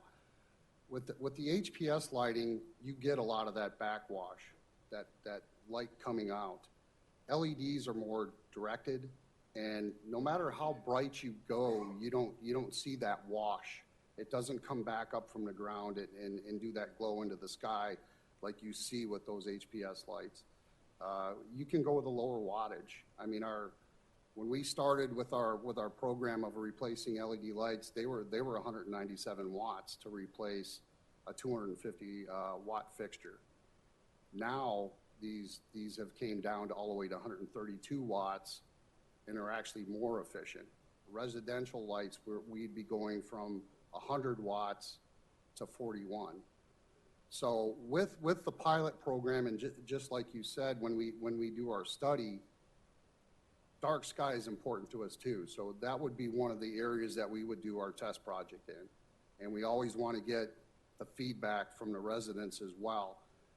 Sometimes we get feedback from them with the current HPS system that it's too dark and they don't have enough light and they don't feel safe. And then others say they're too bright. So we're going to work on a fixture that's going to meet both needs. And if you look at those, even being 8 years, you can see with the two lights, between the HPS lights, there's dark spots. You look in between these two LED fixtures, there's no dark spots. The whole area in between them is lit, and it's a little bit safer for pedestrians and the public. But yes, we will definitely work on the dark sky areas, and we are looking at a couple areas, Estrella Mountain Ranch and also Sedaya's dark sky too. So we do a pilot program in both. Councilman Zillo? Can you go back 2 slides? Right there, yes. You got an 8.3 year payback. How long will they last before they have to get replaced typically? So, Ron, I believe they last about 10 years. I thought you said 10 years before. 10 years is the expected life, but what we're finding out from these fixtures and the improvements they've made on them, they're actually lasting longer. That's why it's so easy to get that 10-year warranty now. And they're going to keep improving every year. Every year I get a new product list from the manufacturer on how much improvements they've made. So also you have to consider in this payback, that's with replacing poles as well. So that kind of extends the payback period. Well, that's what I'm trying to get a feel for, because if you're replacing poles and everything in 10 years, you only have a 1.7 year buffer there between the difference of you have to turn around and replace the whole thing all over again, as opposed to, you kind of see where I'm coming from. If it's 10 years to replace the whole thing, and it takes 8.3 years to get your money back, you only have a 1.7 year buffer your there. poles have a 25-year lifespan. Okay. And the poles that we're looking at that we got to replace are in the older areas. We have some sections where they have the old lamp post type. So the fixtures that we're looking at using will not work on those poles. Okay. So we have to replace those with our current standard in order to install these new fixtures. I guess probably the better way to ask the question is if it takes 8.3 years for that entire piece, which is a pole, I assume, in the light fixture. How much longer do you get life out of that pole and that light fixture before you have to replace it? The pole will go another 15 years. Okay. The fixture is expected to last 10. Okay. And the pole is, what's the price on the pole typically?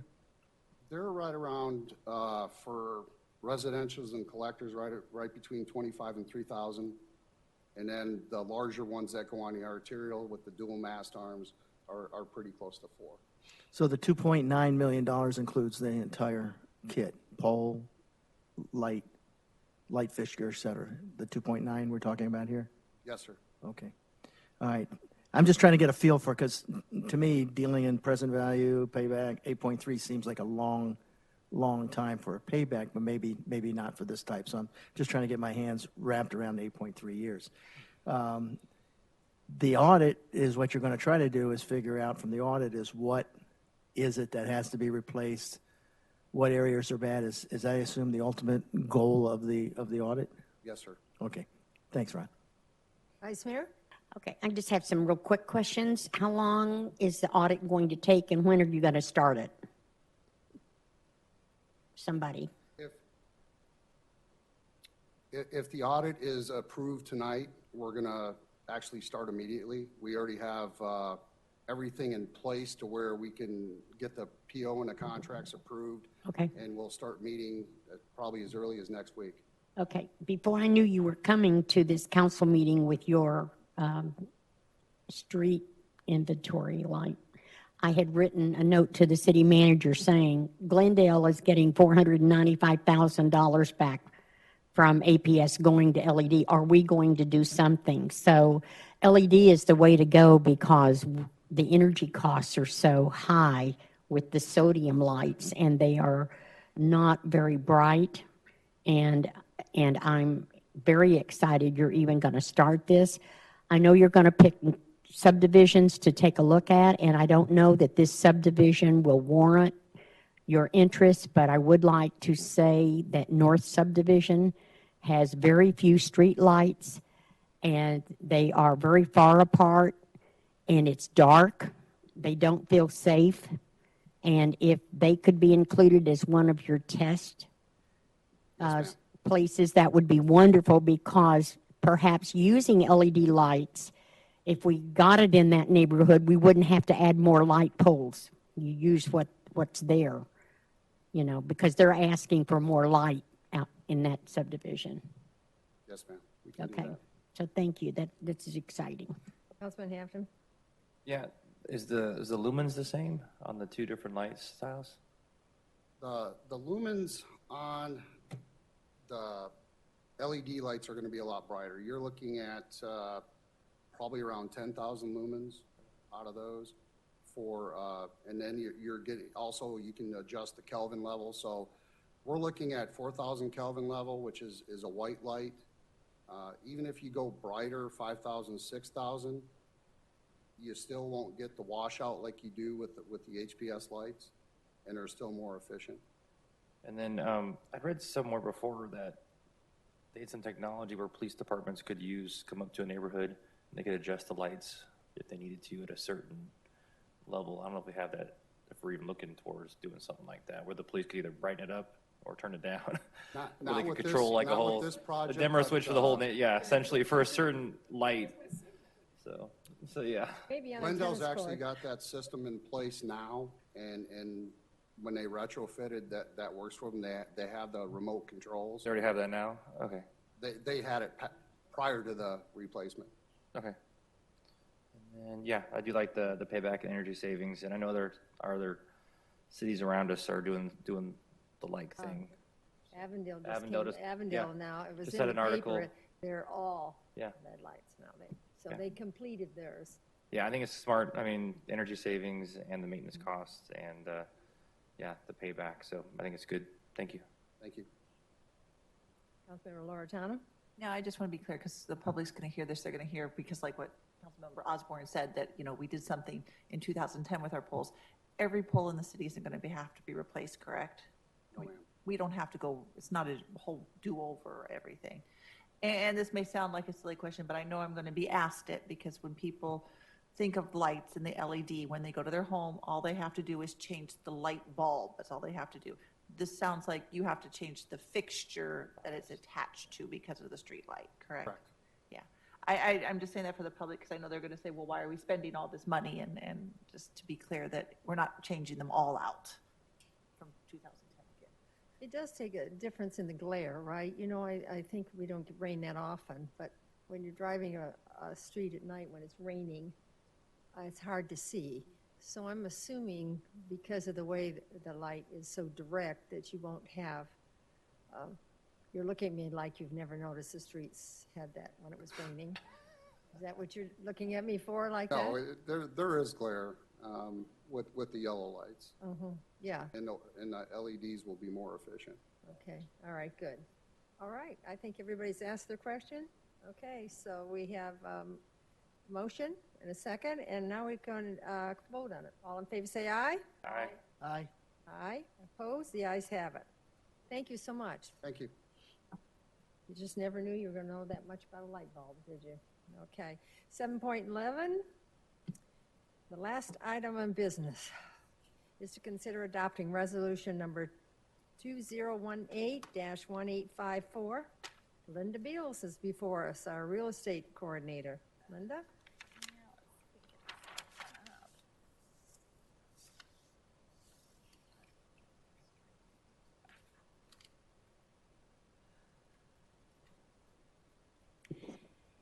Good evening, Mayor and Council.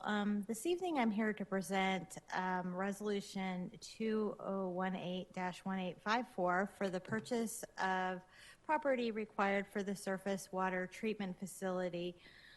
The site that we have, that the staff has selected, is located just to the west of the existing wastewater facility located at Estrella and Rozier.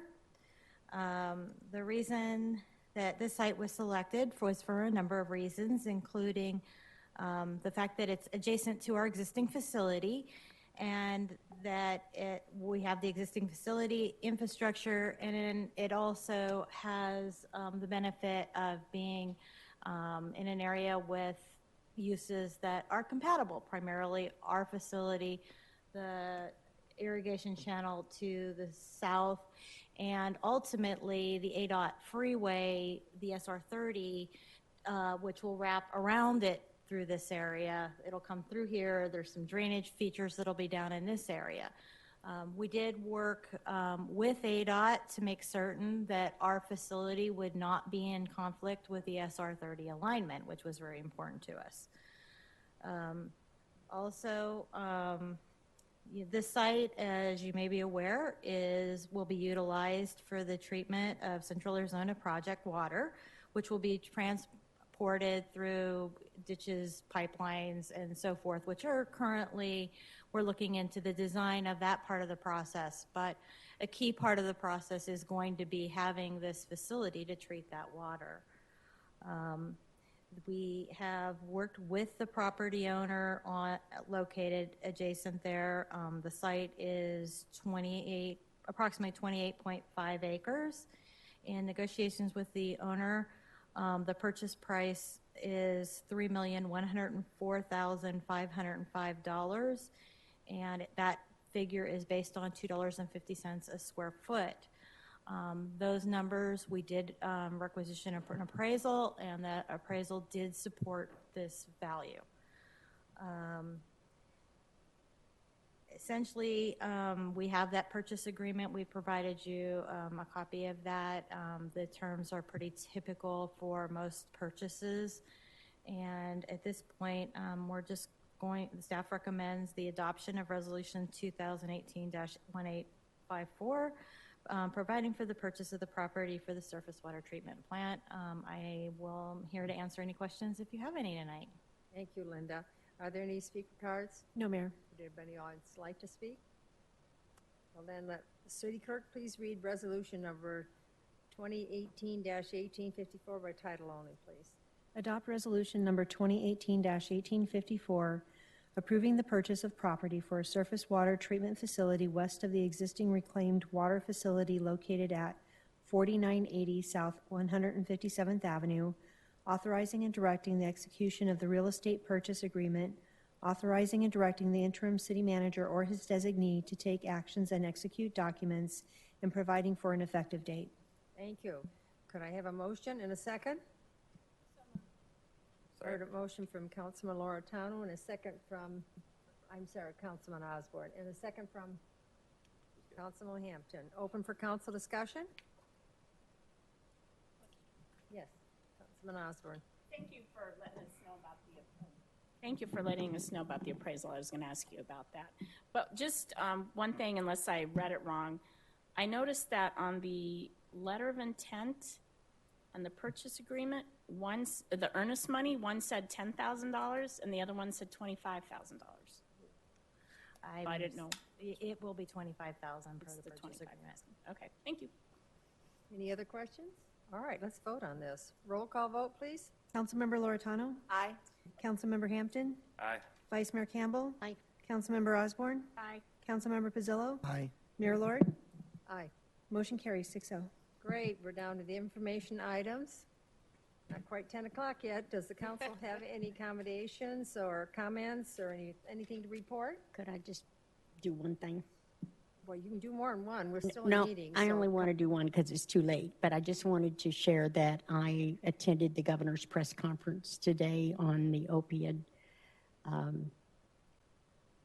use, and that he's going to call a special session, and it was absolutely amazing to see Republicans and Democrats together, all talking about working together to get a bill passed that would limit the use of opiates and that would give $10 million that would cover those that are addicted, that fall through the crack, that do not qualify for any assistance.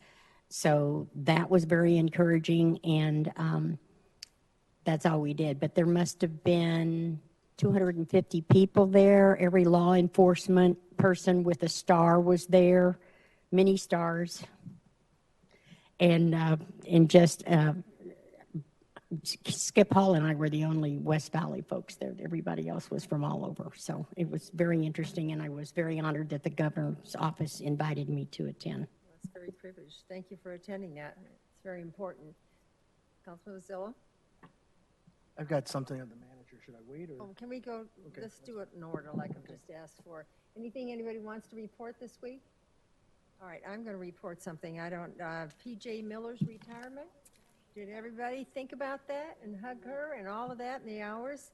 There's still time, so if you please give her a attaboy, attagirl, huh? I'd appreciate that.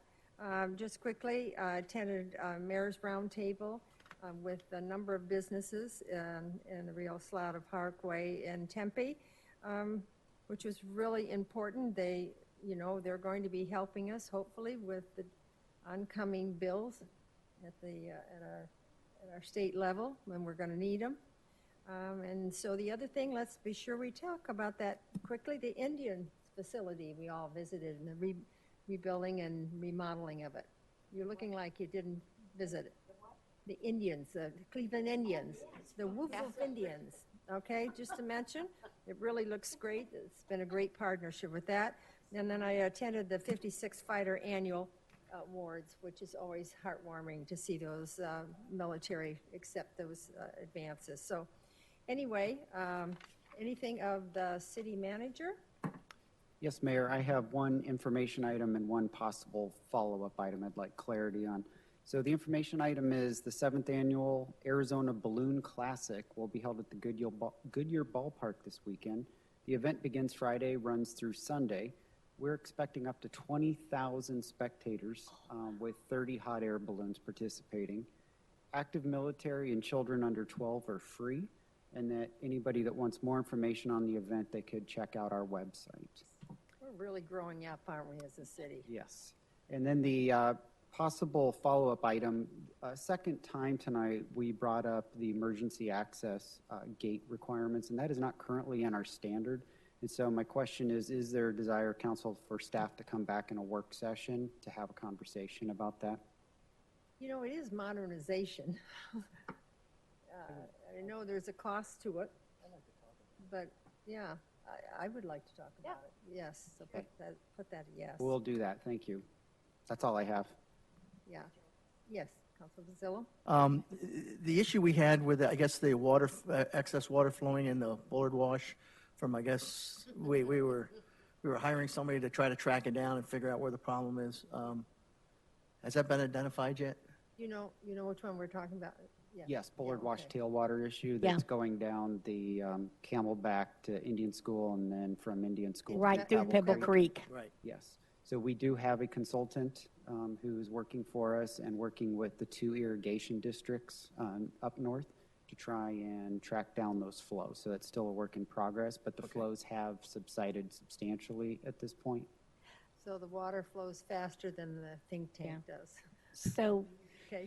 Mr. City Manager, could I have a conversation with you after the meeting, because I have a person in Pebble Creek that found where the water was coming from and knows where all of that is, and they brought it back to us as the HOA.